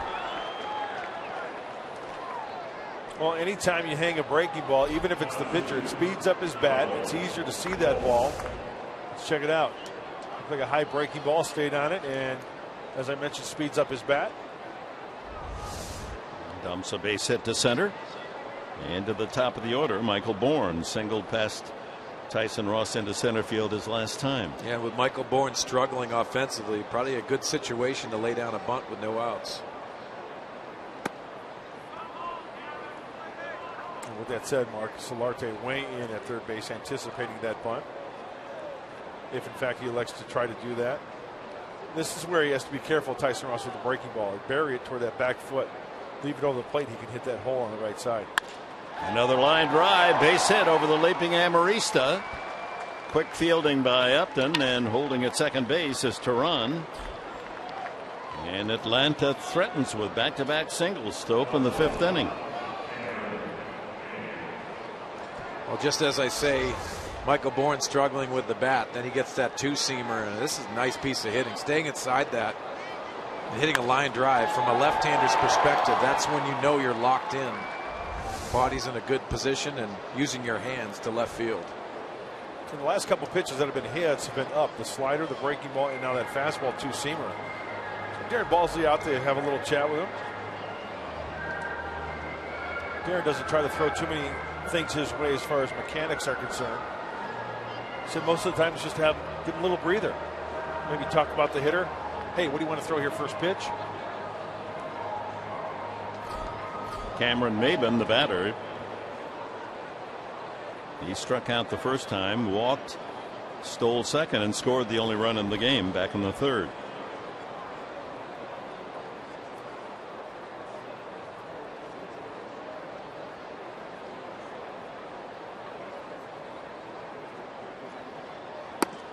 And all those years with the Padres, you sat up here and you watched Maben with all his talent. You say, when is he going to hit? When is he going to, drive the ball? His swing was so big and loopy. Well, to your point, Dick, you have to be committed to making change. And at this level, at the big league level, sometimes that's very difficult. And you're seeing Cameron Maben make a change now, going over to a new team, getting in front of a new hitting coach, and buying into a new philosophy might be something that Cameron Maben thinks, why didn't I do this sooner?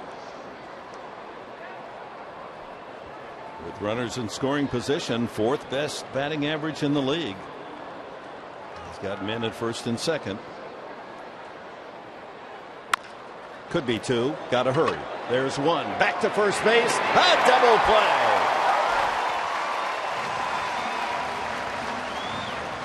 Amarista to Jerko to Alonso. 6-4-3. Moving to third, the pitcher Teran. Well, whatever it was, Darren Balsley, the pitching coach for the Padres, told Tyson Ross, he executed. He made an adjustment. In order to hit that ball on the ground, Maben had to get a ball that was down, and he tops it. A nice easy hop, nice feed. Tyson Ross making an adjustment down to the zone after 2 hits being up in the zone. Poetic. Ballet around second. I just can't ever get over the fact that in less than 4 seconds you can get 2 outs. That ball hit pretty well. No, it isn't. It's looping to right, and Kemp has a ball away. A couple of leadoff singles, but Ross pitches around it. Still 1-0.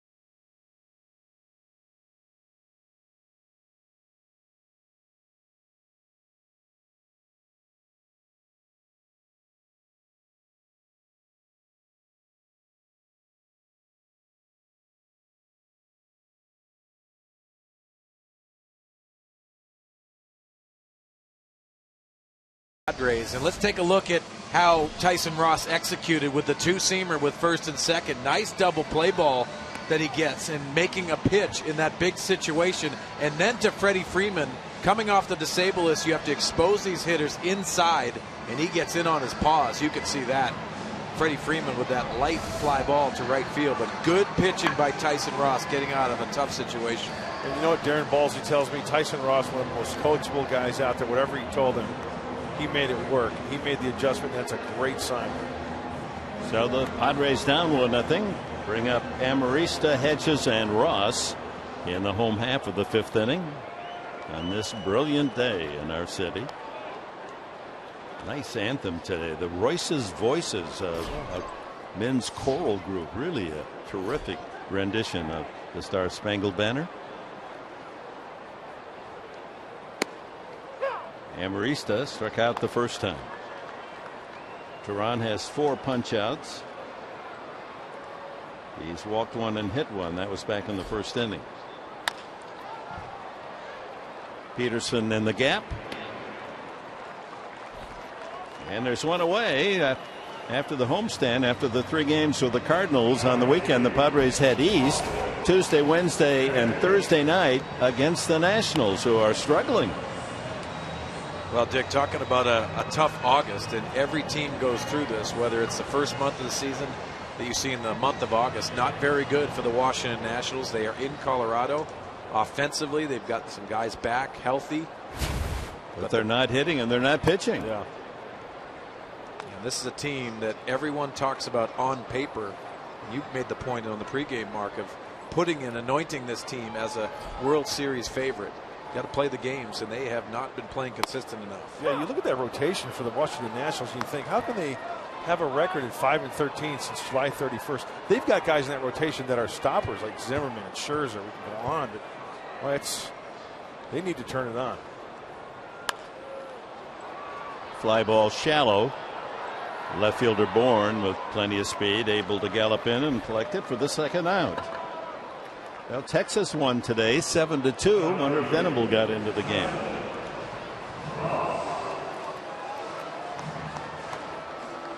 Well, I liked that hit that Chris Budden had earlier in the game about Will Venable. What a true professional he was, that Mike D tweeted out. You know, he is going to be missed around here because he was a clubhouse presence, and you can't take that very lightly. It's very important to have guys that communicate within the locker room, and that transfers onto the field. And Will Venable is one of those guys. He's going to have success. The Texas Rangers have an opportunity to go to the playoffs. Quickly ahead of Ross, 2 strikes is Teheran. Ross struck out his first at bat on 3 pitches. Well, looking at the box score, Rangers, Mariners, Will Venable did not get in that game.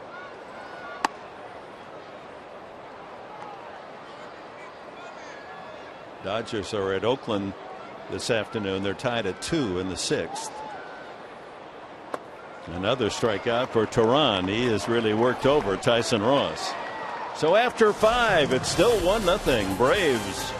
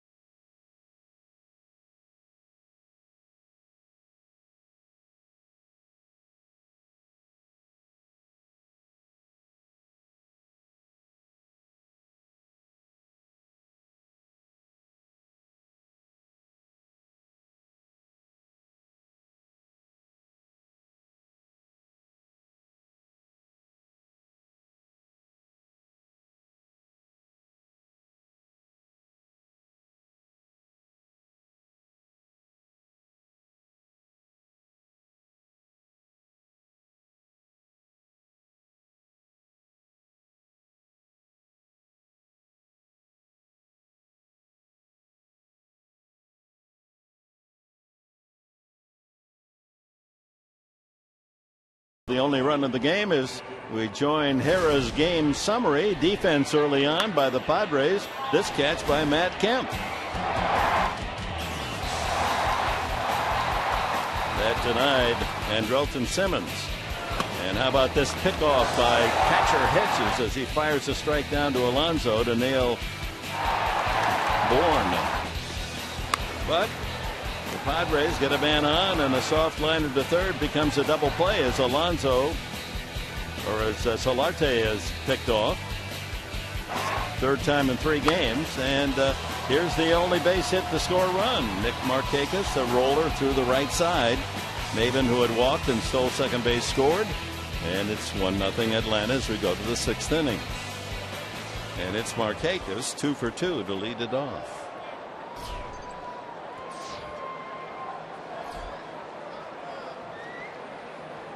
Two walks, 5 strikeouts for Ross, and Maven's walk became the only run of the game.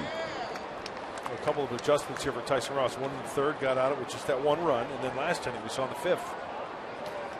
Tyson making some good pitches, getting that double play.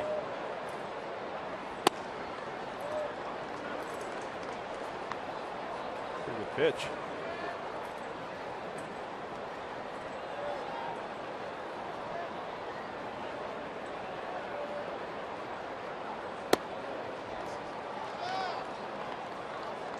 See Nick Markakis wearing the sunglasses hitting, and a lot of people, it's all preference, but it definitely takes the glare out of your eyes, but also calms your eyes, which I think is very important to the hitters.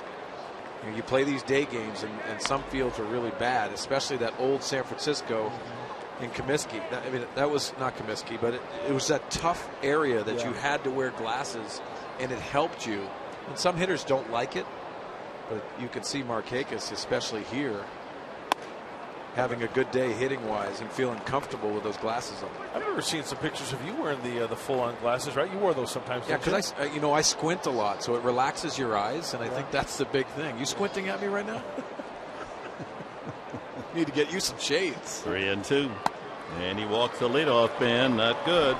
3rd walk of the game.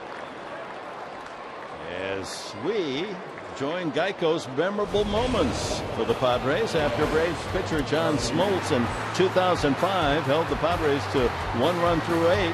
It was 2-1 bottom of the 9th. San Diego would get 2 runs, including a walk-off single by Khalil Green. And the final score, the Padres 3, the Braves 2. There's Sweeney coming in. He took his helmet off. I think I was eating the spread. Yeah, you got to show the payload. You have to. There's a lot of good wigs on that team. We had to show them. We had to take the helmets off. Oh, was that the show your payload era? Yeah, it was an exciting year for us. Adonis Garcia, the 3rd baseman, is grounded out twice. There he is on the left. Oh, here's the thing. Oh, take the helmet and go. I'm gone. Now, what did you do with it? Well, I grabbed the helmet, threw it away, but also I kept my hat on. I had a bad rug that year. Wow. It went south after that. A lot of stress in this game, Dick. I remember in the old days where it wasn't popular to be bald as a player because you looked so much older. It's still not popular. No, you guys, everyone says that the women like it's a sign of virility. But the old timers, they didn't want to be seen bald. And when they played the national anthem, they couldn't get their cap off fast enough. Nice play, Armorista. And it's a double play. Oh, my. Woo. Magic by Amarista.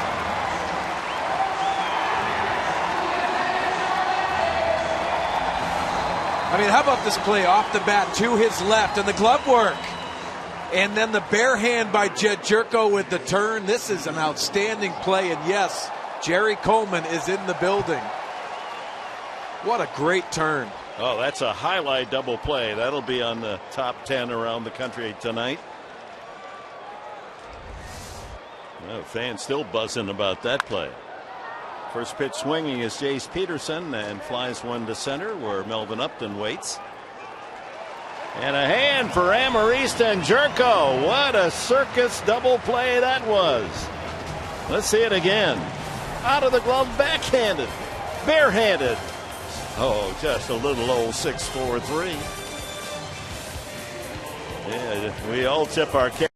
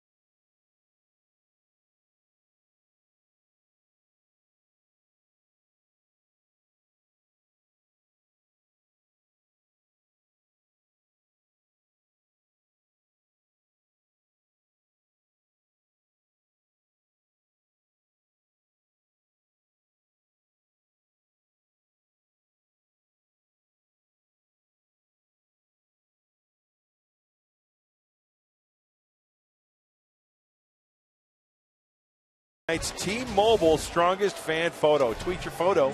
Got to use the hashtag SDDataStrongFan for a chance to be shown in an upcoming broadcast. Thank you, Shane, at Shane Blair. Looks like taking a picture with Will Middlebrooks. Yeah, well done. Well, the Padres come up in the 6th inning, 1-0 the score. And they've been retired 8 straight now by Julio Teheran. Solarte's been on base both times, hit down on the foot by a pitch in the 1st inning, and he looked a single to right field the last time up. I saw a lot of guys in the dugout asking Amarista about that play. Popular guy in the dugout right now. Yeah. That was as brilliant a double play as we've seen all season.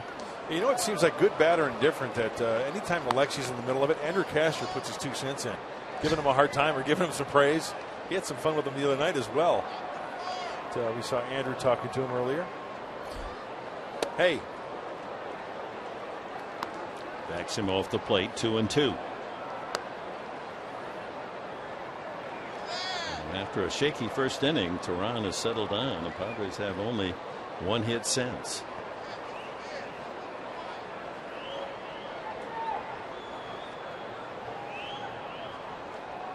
That ball hit well to right field, but not well enough. Or is it? Yes, it is. Touch 'em all. Solarte has done it again. Right-handed last night. He finds the Petco porch today, and it's a tie game at 1. That ball just kept drifting to the shortest part of the yard. Number 9 for Solarte. 3rd time through the order. It looks like either a slider, it's just flat. He wanted it down and in. It was left middle in, middle away. Mark Sweeney, I think that would be classified as a cement mixer. Yeah, that's a cement mixer, that backup slider.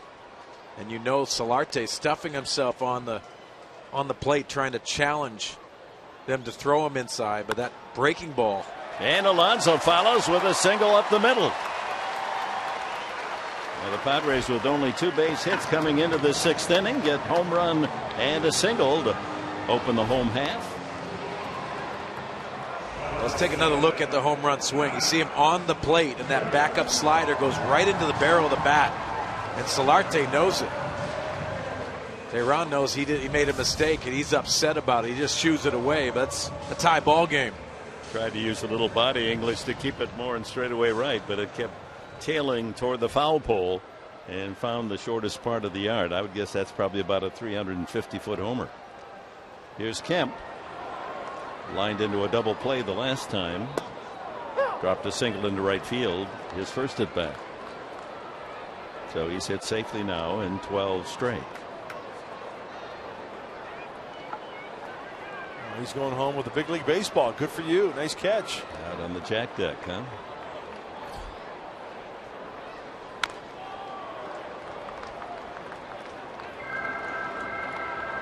No, a tight one, and Solarte has evened the count, 1-all.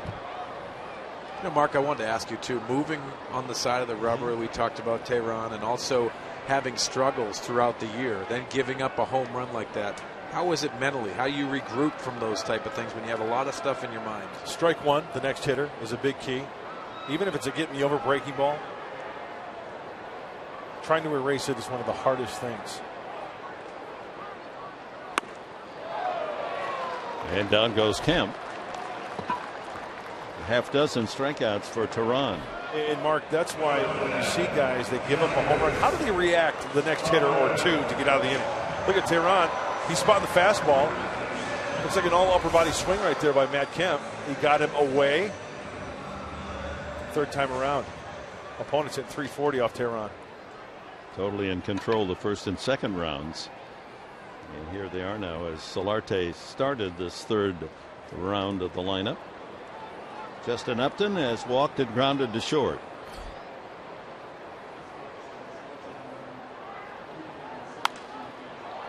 High pop up on the left side. And Garcia wants it.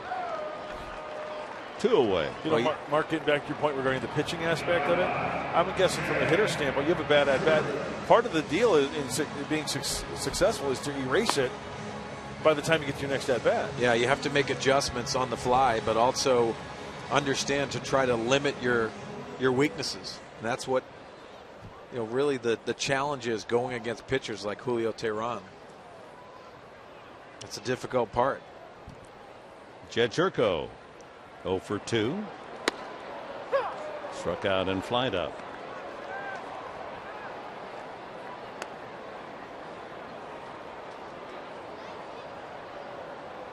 Tehran has given up more home runs than any Atlanta pitcher. That was the 19th.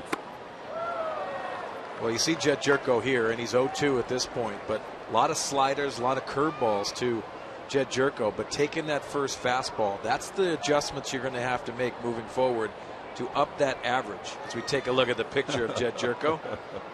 Macho Man Savage. And another breaking ball, and Jerko becomes the 7th strikeout victim for Tehran, but the Padres tie it on this swing. The young Solarte into the right field seats, jack deck home run, and it's all tied up.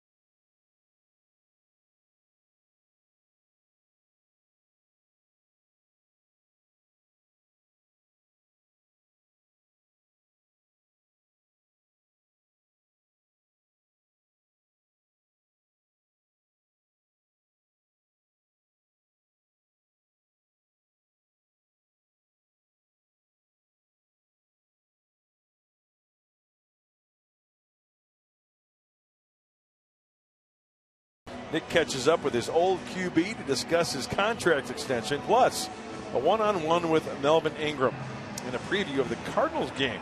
So stay tuned after today's game right here at Fox Sports San Diego. Coming up after Padres Live, Behind the Bolt with Nick Hardwick. A very talented, articulate guy, the former center of the San Diego Chargers. Yeah, Solarte has evened the count with his home run, and we go to the 7th inning, and a new pitcher, Sean Kelly, in for the Padres. So Tyson Ross goes 6 innings, allowed the 1 run, 6 hits, 3 walks. One of the walks cost him. That was the Maben run, and 5 strikeouts. As our pitching change brought to you by El Cajon Ford. Well, Sean Kelly's been throwing the ball very well. The last time out was against the Colorado Rockies. He went a third of an inning, 1 strikeout. Simmons, Lavarnway in the pitcher spot due. Another good 6 innings for Tyson Ross. Kept the ball in the yard. Kept him in the game.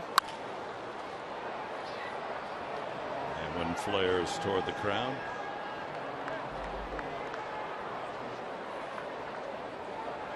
And the Braves manufactured that run with 2 outs. The walk to Maben. He stole second and scored on Markakis single to right. The Padres answer with a Solarte home run in the 6th inning.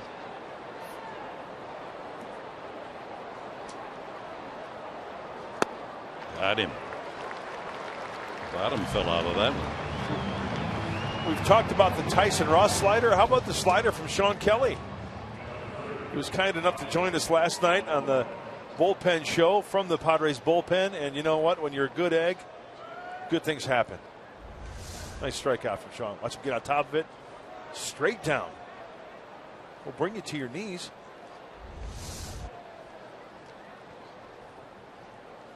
Ryan Lavarnway, glad that that Ross is gone. He struck out both times. 93, the fastball from Sean Kelly, who went to Austin Peay University. Louisville, Kentucky. His high school. Nick Swisher is out of the dugout for the Braves on deck. Pitcher spot due next.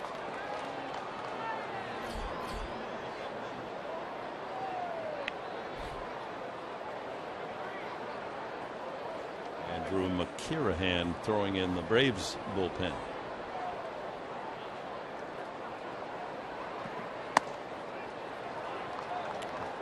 Kelly falls behind 3-0. McKirahan appeared in last night's game and gave up the 2nd home run to Melvin Upton, a 2-run shot.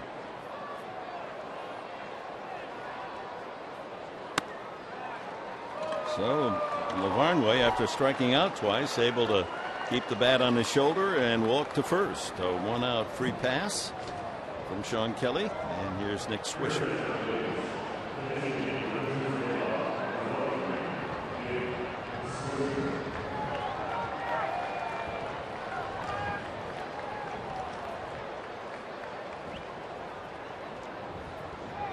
Swisher, one of the many mid-season and even late-season additions to this Atlanta Braves roster. Veteran, hitting only 136, but he's had just 22 at-bats. 3 hits, one of them a home run. And the home run came left-handed. Yeah, when Freddie Freeman went down, as we take a look at the wrestling theme in the way back Wednesday, Nick Swisher was acquired. Now that Freddie's back, but Swisher, a good guy to have off the bench. To make room for Freeman's return, Joey Turdoslavich, who started last night at first base, is sent back to AAA. A little wobbly with the control here, so Hedges goes out to settle down as pitcher. Yeah, good job by Austin Hedges. You know, if you're a rookie, if you're a 5-year veteran, 10-year veteran, there comes a time when you have to take that little blow and go out there and give him a little bit of a rest and maybe be his cheerleader as well. And as a pitcher, how do you answer back? You throw a strike. There you go. Nick's dad, Steve Swisher, was a catcher and spent some time here in San Diego. Yeah, I remember watching his dad as a Cub back in the day.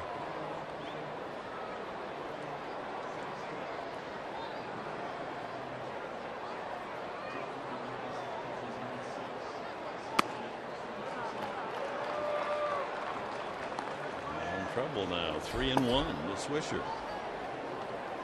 Got the double barrel working. Bud Norris on the left and the lefty Mark Zepchinski on the right. Bud Norris getting hot quickly. Goes around.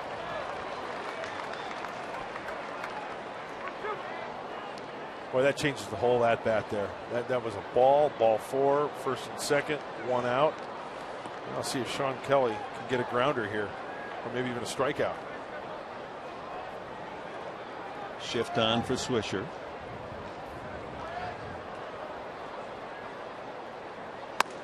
And he strikes him out.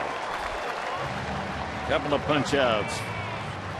Sean Kelly here in the 7th. Confidence with the slider. Even though it's a hanging slider, Nick Swisher cannot get on top of it.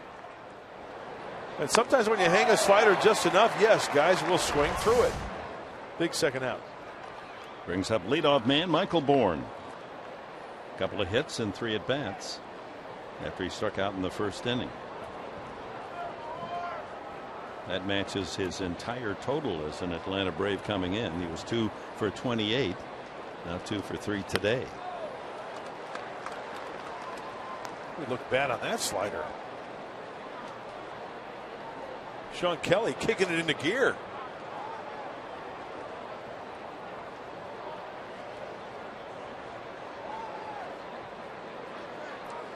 A little meeting with third base coach Bo Porter.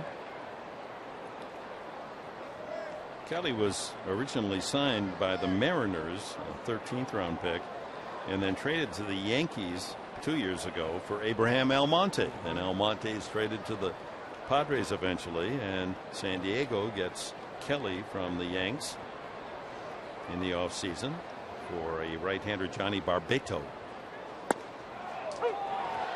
0-2.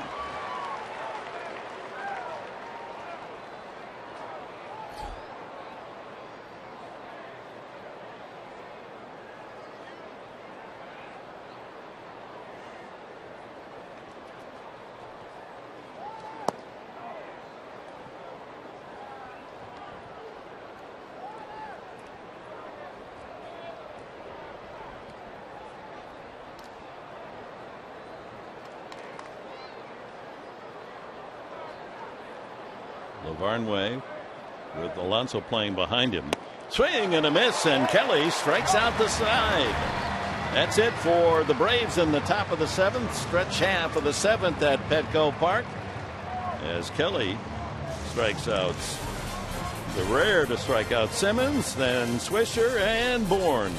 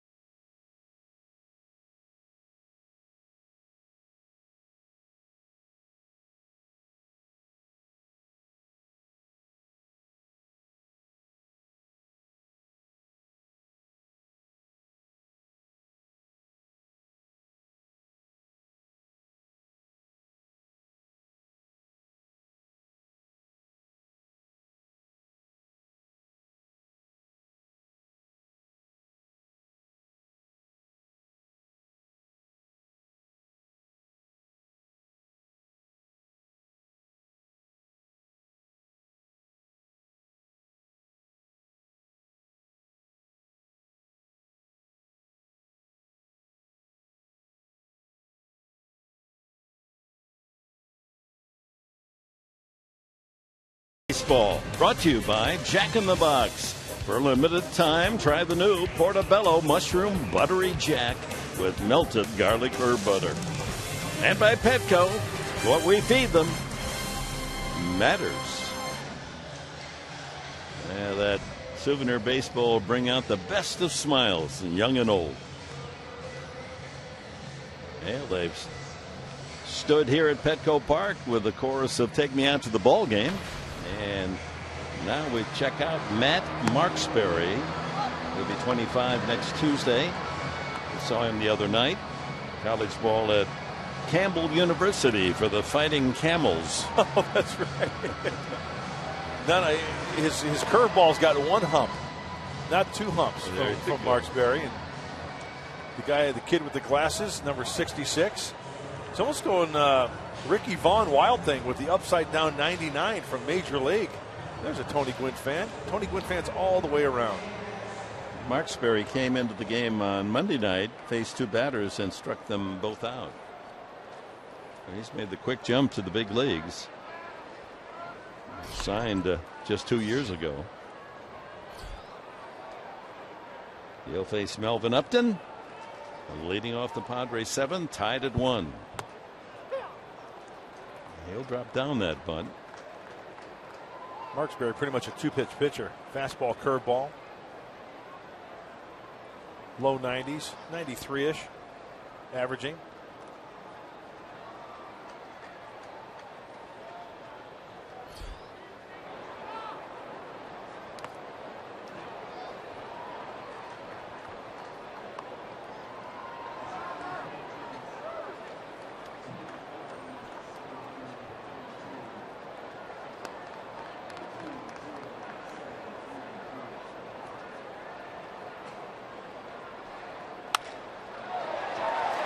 Shot up the middle, and Upton leads it off with a base hit. And that'll bring up Alexi Amarista, and no doubt about our Bill Howe play of the game today. Look at this. First, just to get to the ball, backhand, blind flip, and then the bare hand relay from Jerko. That is a sensational double play. Great concentration all the way around. Jed Jerko's back was turned to first base, so he's got to bare hand that ball and fire a strike. Quick all the way around. Pat Murphy playing the odds and sends up the right-handed hitting Clint Barmas against the lefty Marksberry. Barmas struck out facing him on Monday night.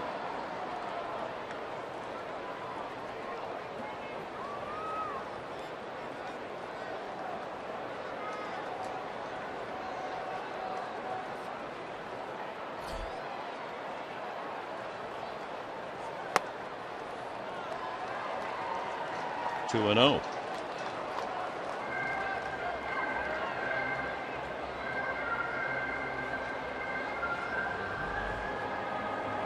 The Braves have a lot of gaps to fill. They've restructured their roster, sending away expensive veteran players.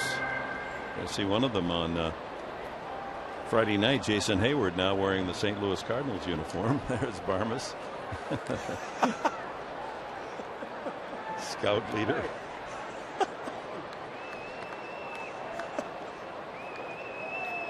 Oh, it's like, what is he? Can't see the insignia on the. Looks like maybe a drill instructor. Runner goes, and steal for Upton. Oh, he stole that one off the pitcher. No chance for Lavarnway to throw him out, so that's a big stolen base. And with no one out, the Padres have a chance to claim the lead here in the 7th. And you know what? With the left-hander on the mound, Marksberry, you go on the first move. That ball leaks out of the hand of Lavarnway at second base. As soon as that foot is up, Upton Jr. is off. Stay on the bag, you bet. 7th steal in his limited play. 2-1 to Barmas.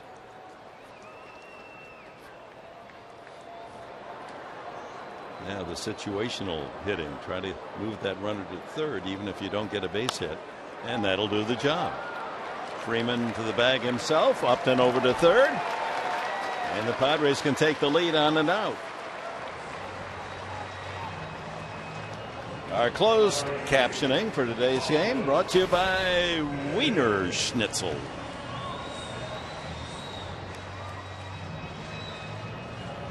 Austin Hedges, Padres' young catcher here in a key spot offensively. He's popped up and fly to left his 2 at-bats. Bullpen continues to be busy for Atlanta. Infield draws in. Garcia at third, Simmons at short. They're back about halfway, while the right side, Peterson and Freeman. And there's a base hit to left center field. That'll get the runner in from third as Hedges on his way to second. And will pull up with an RBI double. It's 2-1.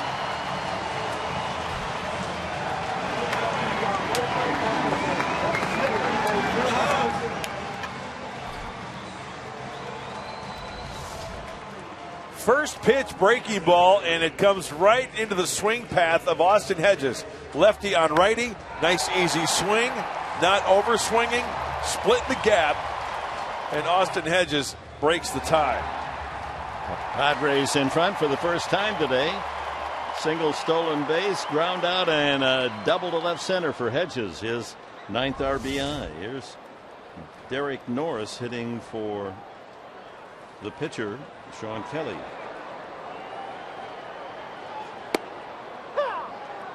Norris in a 7-game hitting streak, batting .385 the last 7. And in fact, you can go back farther than that. The last 17 games, a .365 average for the Padre catcher.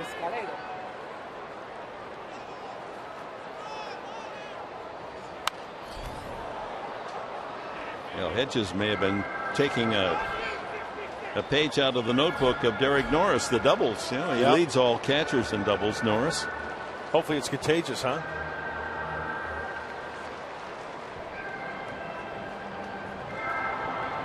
It's a big run out there with a 2-1 game.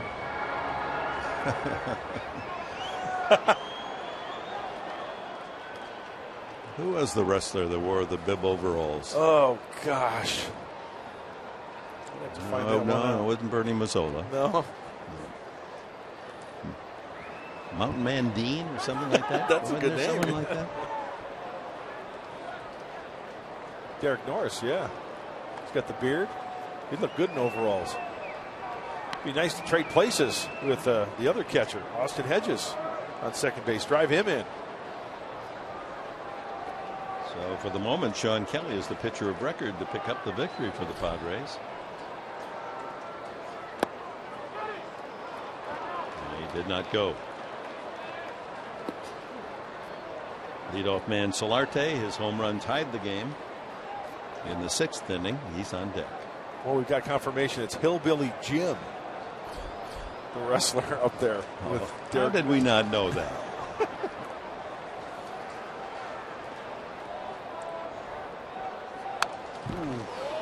Hillbilly almost sent one to the hills on that one.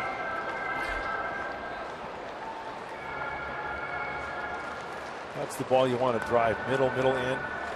Elevated just a little bit. There's Sean Kelly. 3 strikeouts in his inning of relief.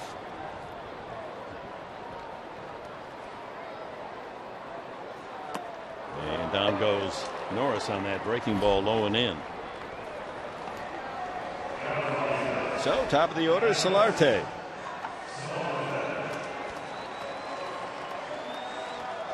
Solarte 2 for 2. He was hit by a pitch in the first. He singled and homered.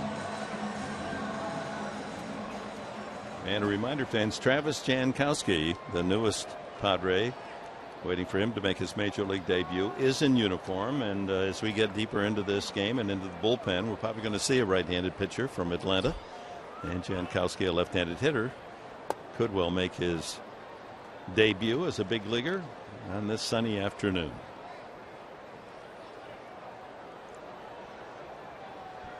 Hitting right-handed for the first time. He homered right-handed last night.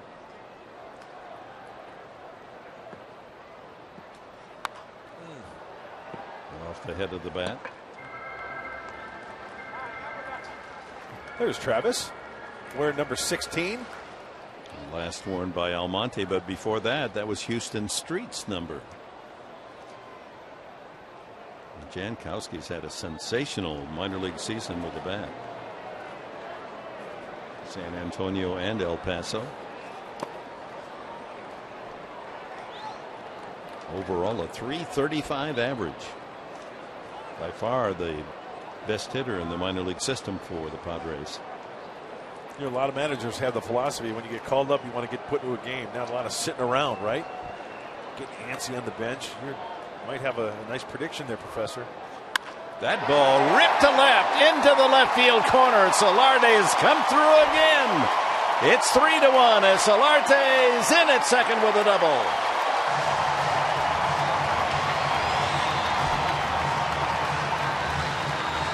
There's your hitting star of the afternoon. 3 for 3 and a hit batsman as Solarte knocks in another run. Watch him get extended and wrap this ball down the left field line. A nice level swing. The peril of that bat going through that hitting zone. Very level swing and great looking swings from the right side. As you mentioned, Dick, the home run last night.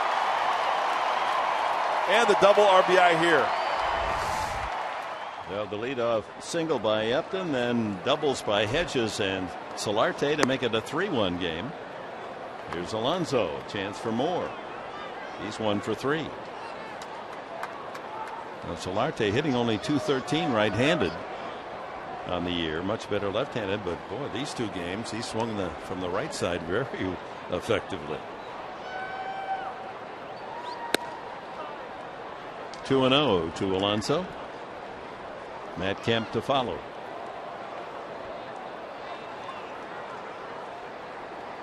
Who had Solarte this afternoon? I'll have to check with Duluth headquarters. I did. Oh, you did? Okay. I'm a little scared to see the standings. I think you may have surpassed me finally. No. You were ahead by 14 tonight, 14, weren't you, Chris? I think? Yeah. Well, you get 2, 3. Keep going. 6. That's 9. Keep going. 10. Oh, you get credit for hit batsman? Yes. 11. And I'm -2. Oh, hey. Folks, stay with us. It's a long season. Yeah, it is.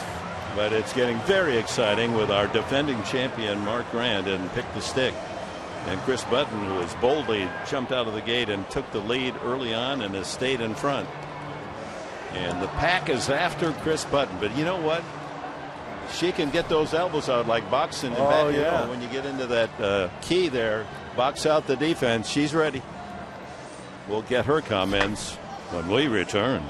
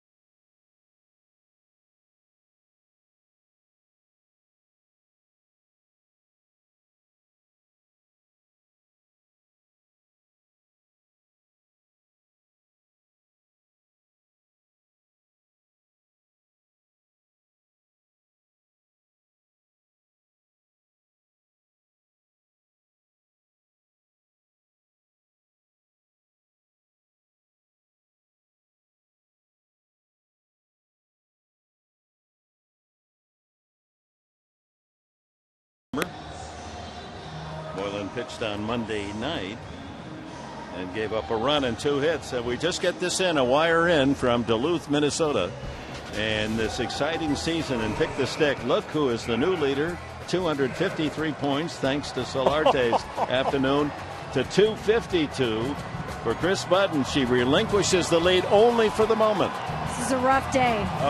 Hey, it's going to be a dogfight the rest of the way. Hey, Jerko's got another at bat. Come on, buddy. Don't get discouraged. I got to do some more training. First and second, 2 outs, and here's Kemp. Well, I have to thank Jan Hervis Solarte because I've had him the last 2 days, and he's come through. So, and if I'd have had him, I'd be out of last place. Why didn't you help me? I had the first pick. Why didn't you say take Solarte? I take Kemp, and I'm 0. Is it always 0 when I pick? Well, he could do some damage here, but that's right at Maben in center. But the Padres get 2. Using a single by Upton, a stolen base, RBI double Hedges, and Jan Solarte with a huge game, 3 for 3, knocks in another with a double. And the Padres enjoy a 3-1 advantage.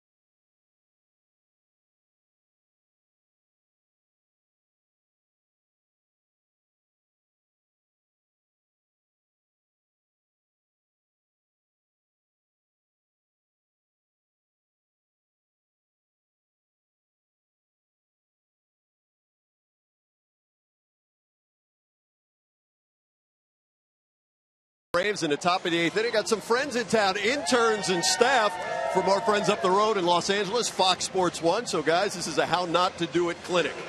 You got this? Whatever we do, you guys do the opposite. Exactly. Check. Okay, you'll be fine. Jan Hervis Solarte, nice day yesterday, carries it into today. Yeah, home run yesterday, which was huge, and then the confidence builder coming into today and tying the ball game.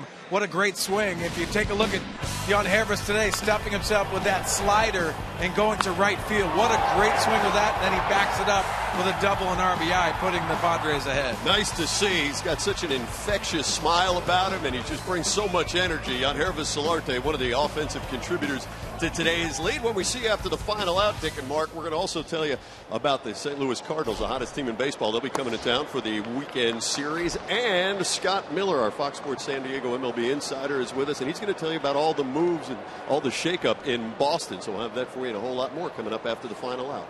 All right, Mike and Mark, a lot to chew on again today as Cameron Maben leads off here in the 8th with a base hit off the end of the bat, but drops it into center field. So Maben is 1 for 3. Has had a hit in every game of the series.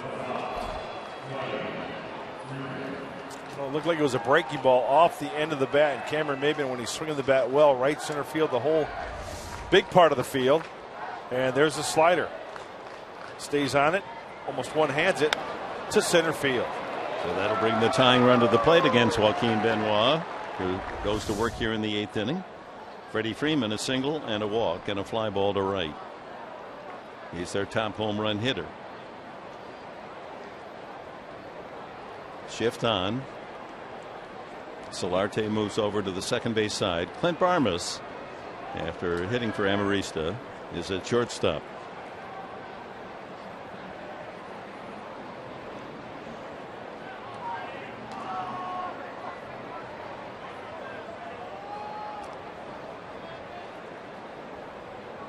Maven's base hit sets the table for the top hitters for the Braves, Freeman and Markakis.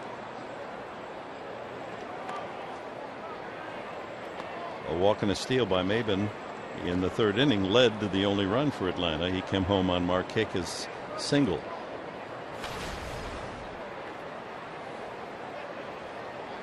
Good numbers for Benoit this year, his 53rd game.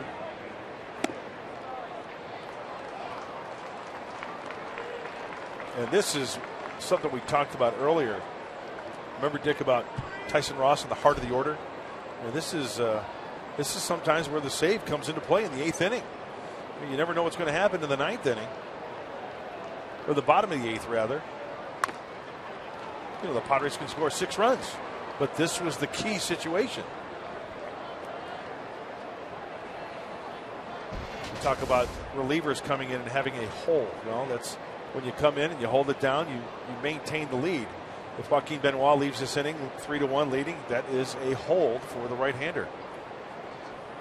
Remember, Luke Gregerson set the world record when he was with the Padres.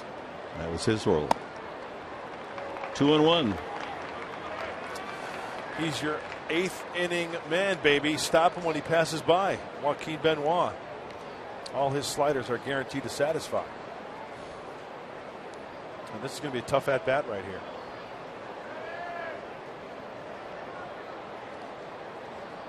Working down.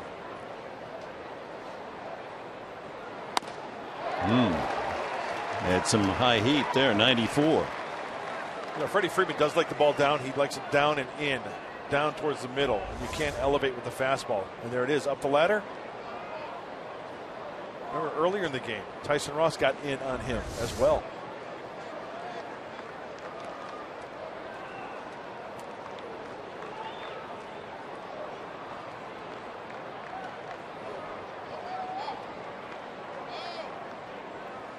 Got him swinging. Nice. Right back with a fastball.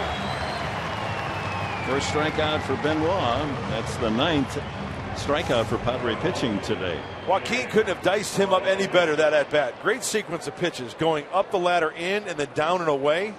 If you're going to pitch Freddie Freeman down, it better be away, because down and in he can hurt you.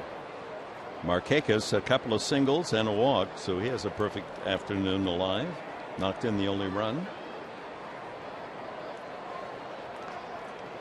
Padres have turned 2 double plays. They're set for another chance.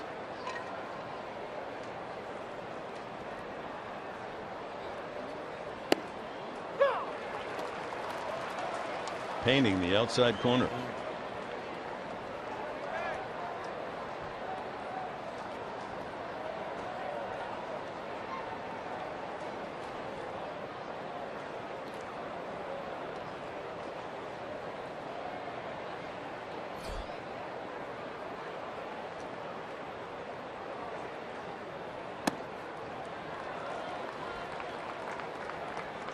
Been a very interesting day in baseball as you go back in history. How about this? On August 19th, 1909, the Philadelphia Phillies were rained out. A major league record. 10 consecutive games Come they were on. rained out. I mean, My goodness. they were in the ark on their way to up the river. Nice block by Austin Hedges. That messes up the starting rotation. That sure does. 2-1 now the count. Another unusual moment on this day in 1958. Dale Long, who was a first baseman, left-handed hitter, became the emergency catcher with the Cubs. What makes that interesting is a left-handed thrower. Oh, interesting. And that hadn't happened in 52 years, a left-handed throwing catcher. I think Dale Long also had some type of home run streak. Eight games. straight home runs, I think it was, when he was with Pittsburgh. All right, 2-1. Good pitch. Dick, Joaquin Benoit has got the crosshairs on that outside corner, positioned perfectly. He's throwing that baseball exactly where he wants to.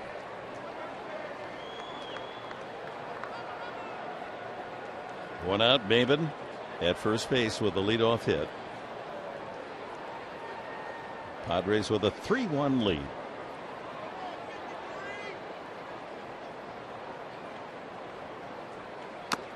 Struck him out, got him to chase.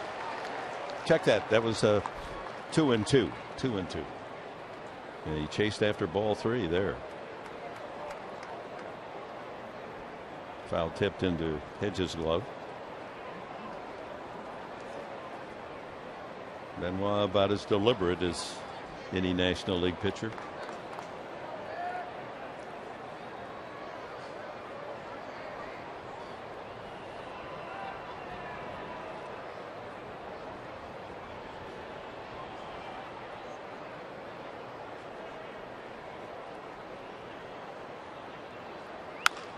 Ripped to left. Fair ball just inside the line, and Cameron Maben with his speed is galloping around third.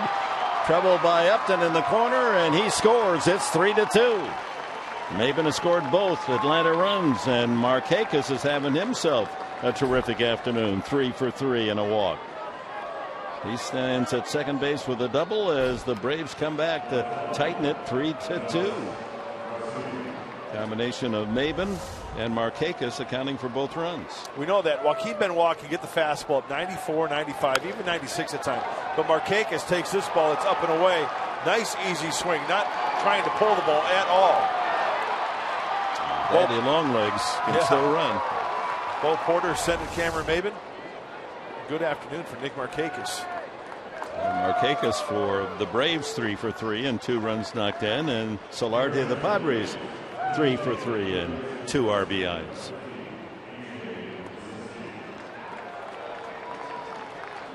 The veteran A.J. Pierzynski, the catcher for the Braves, to pinch hit for Garcia.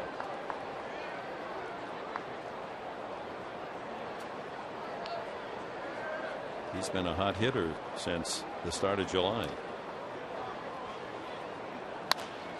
And that ground ball to Alonso, and out there at first as the tying run. Markakis moves over to third. 2 away. This copyrighted telecast is presented by authority of the San Diego Padres and may not be reproduced or retransmitted in any form, but the accounts and description of this game may not be disseminated without the express written consent of the San Diego Padres. Here's Jace Peterson. Former Padres 0 for 3, a couple of groundouts and a fly ball.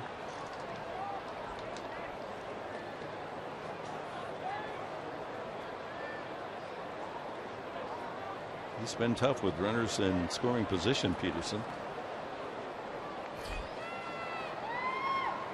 50 RBIs, tying run 90 feet away. Waves at the changeup.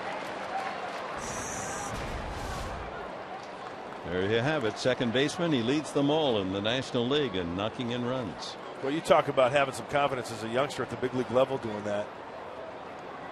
I think the mindset for Jace Peterson is put all the pressure on the pitcher. Mark Sweeney talks about slowing the game down, letting the ball travel, let them come to you. There's a run saved by Austin Hedges, blocking that pitch in the dirt.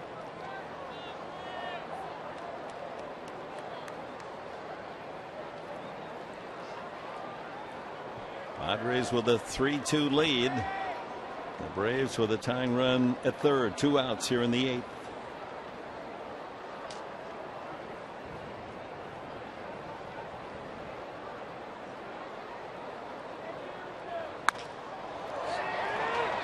Shallow in center. Melvin Upton cruises, and the inning comes to an end. But the Braves get one. We go to the bottom of the 8th. The Padres lead by 1.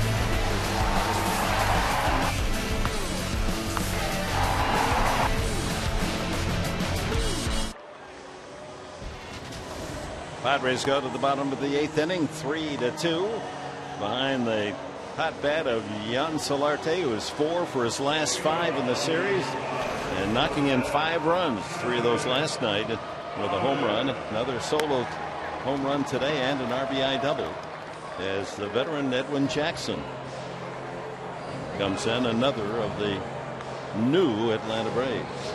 He pitched an inning last night in the 8th. Scoreless, a walk, but rolled a double play ball.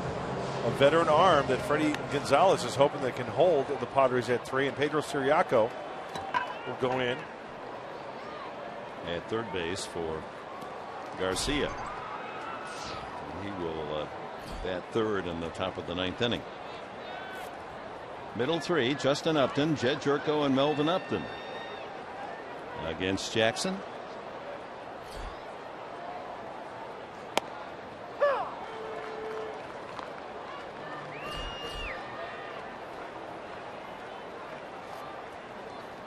It's only the 3rd appearance as a Brave, Jackson.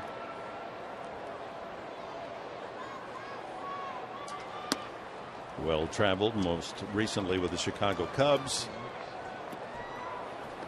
Signed a big contract and was a very big disappointment for Chicago. Look at that, 9 teams in 8 seasons. Author of a no-hitter when he was with the Arizona Diamondbacks against the Tampa Bay Rays. A.J. Hinch was his manager at that time. Threw like 140, ridiculous amount of pitches, 145 pitches, whatever it was. Was that the game where he walked like 9 guys? Yeah. Yes, it was.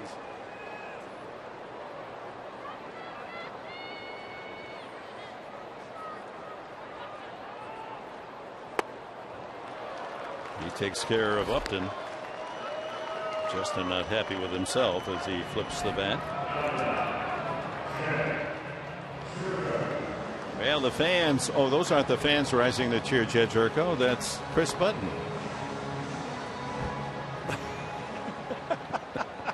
Boy, she needs points. She's making lots of noise here cheering for Jed. It's kind of that West Virginia Wahoo cheer. He has struck out twice. And in our little pick the stick game, that's a -2 points.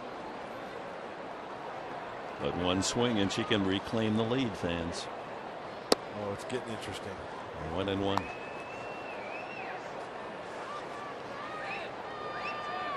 I never thought pick the stick could be so theatrical. I should have listened to Bernie Mazzola up there in Duluth. He told me. 2-1. It's the game within the game. So many games within this game of baseball between the lines. Pick the stick is a great way to have some fun. Mutt, are you nervous? I'm a little not nervous. Not at all. I'm confident. I'm confident in Jed too. What do you think here? I can hear it in your voice. Chris Button, what do you think here? Base hit? Is he going to walk? I mean, he gets a walk. Hey, I hope he gets a home run. Yeah. Yeah, me too. Yeah, I'm a team player. I want the Friars to win.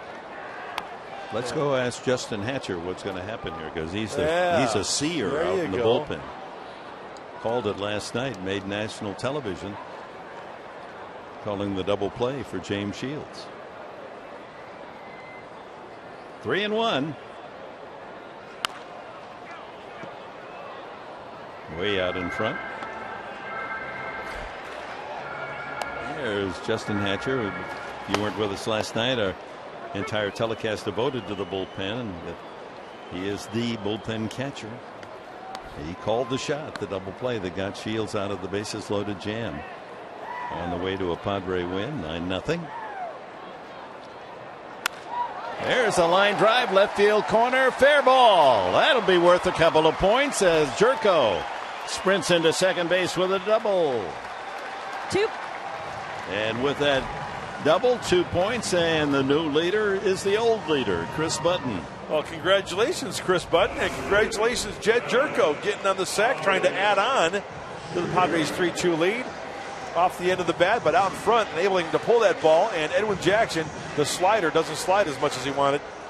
Wanted it down and away. Nice. Third double of the afternoon for the Padres. Hedges with an RBI double. Solarte an RBI double, and now Jerko. Melvin Upton. He got the last inning off on the right foot with a single to center field, stole second, eventually scored the tie-breaking run on Austin Hedges' double, and then Hedges scored when Solarte doubled, and that's the 3 runs. Here in the top of the 8th, Atlanta counters with 1, so a 3-2 game. Jerko out at second base. 1 out. Each team with 8 hits. Padres hanging on to that 3-2 lead. And Craig Kimbrell, the ex-Braves closer, seems ready when needed. And so who he'll be facing, who's due up next half for the Braves.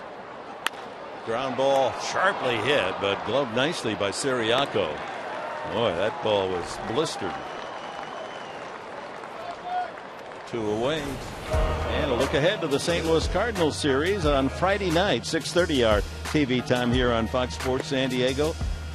Andrew Cashner paired up against the veteran John Lackey. Lackey is 10-7 for the Cardinals in his first year there. 2.87 ERA. That's a tough matchup. Padres are going to have to, if they're going to do any damage against the Cardinals, they're going to have to do something very few have, and that's score runs against that St. Louis pitching staff. Lackey with a 2.87 ERA. Then on Saturday it's Carlos Martinez, 12-5, 2.59 ERA. Sunday it'll be Michael Wacha, 14-4 and a 2.85 ERA. So challenge is going to be the Cardinals coming to Petco.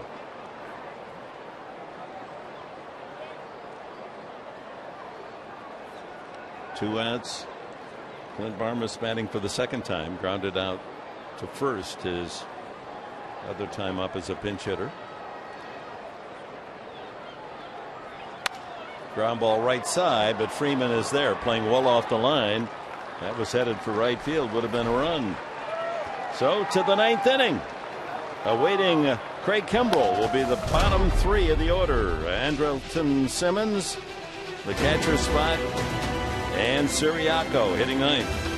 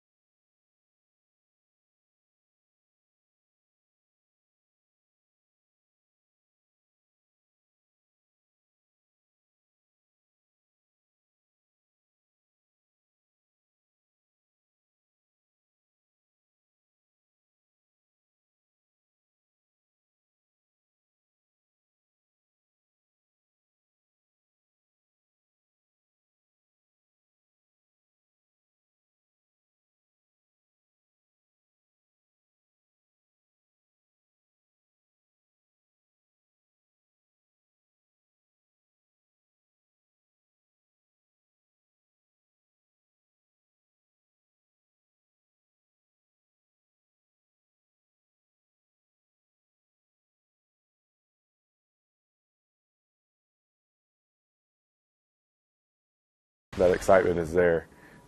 Just to know if I can do my job, we've won the game, and everything that everybody put in throughout the game, every guy that showed up to play hard that day, it's all a success because we won.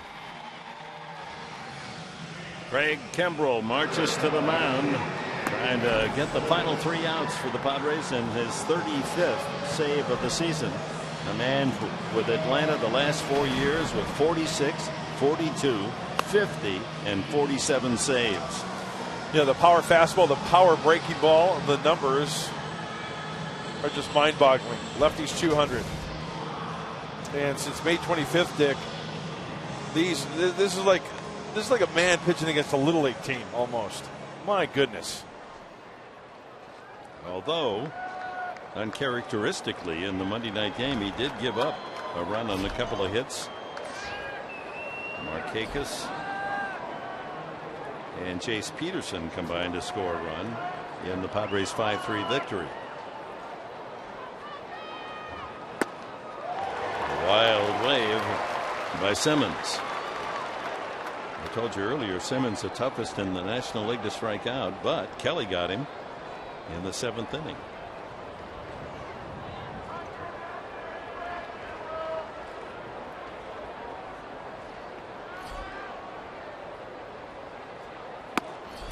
Oh, 98. That is just straight gas. My goodness. And location as well. That's getting on top and through the baseball.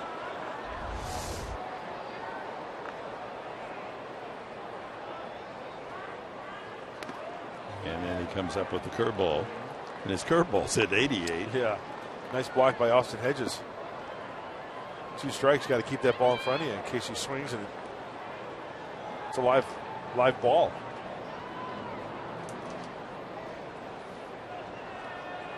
Strike the pose.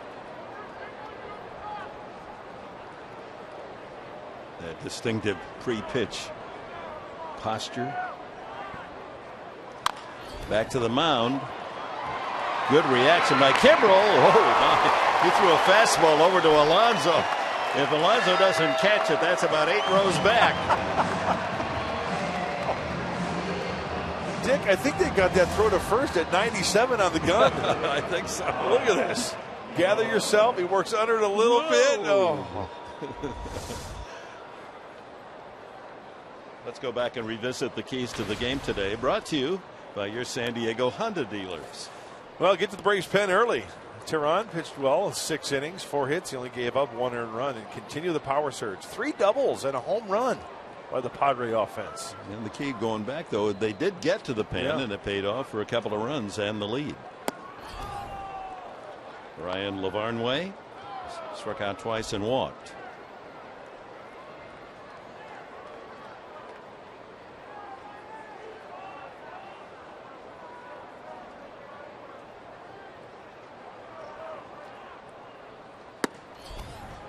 Outside.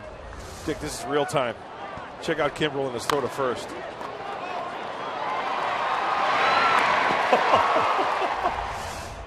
Oh, Alonso better check the palm of his hand. Put that in ice water.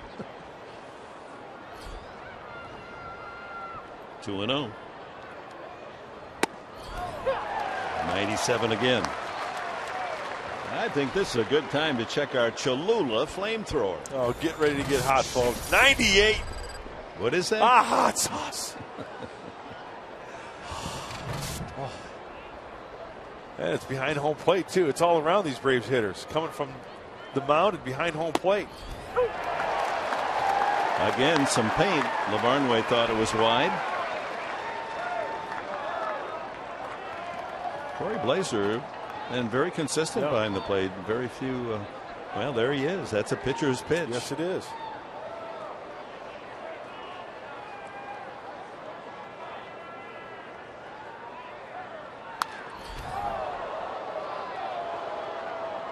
Just got a piece of that 2-2 delivery.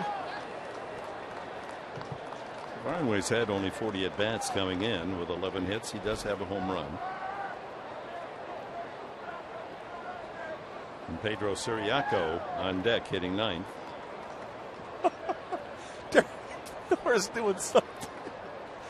Doing some calisthenics in the dugout.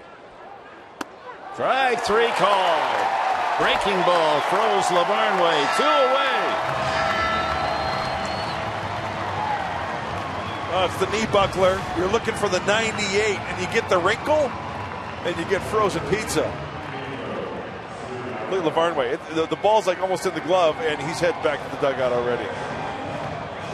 So 2 away to Pedro Siriaco. Spent some time a couple of years ago with the Padres. He's faced Kimbrel only 1 time. That was on Monday night. No, it wasn't Monday. It must have been earlier. He's got some power. And he grounds this one to third. Solarte across, ball game for the Padres.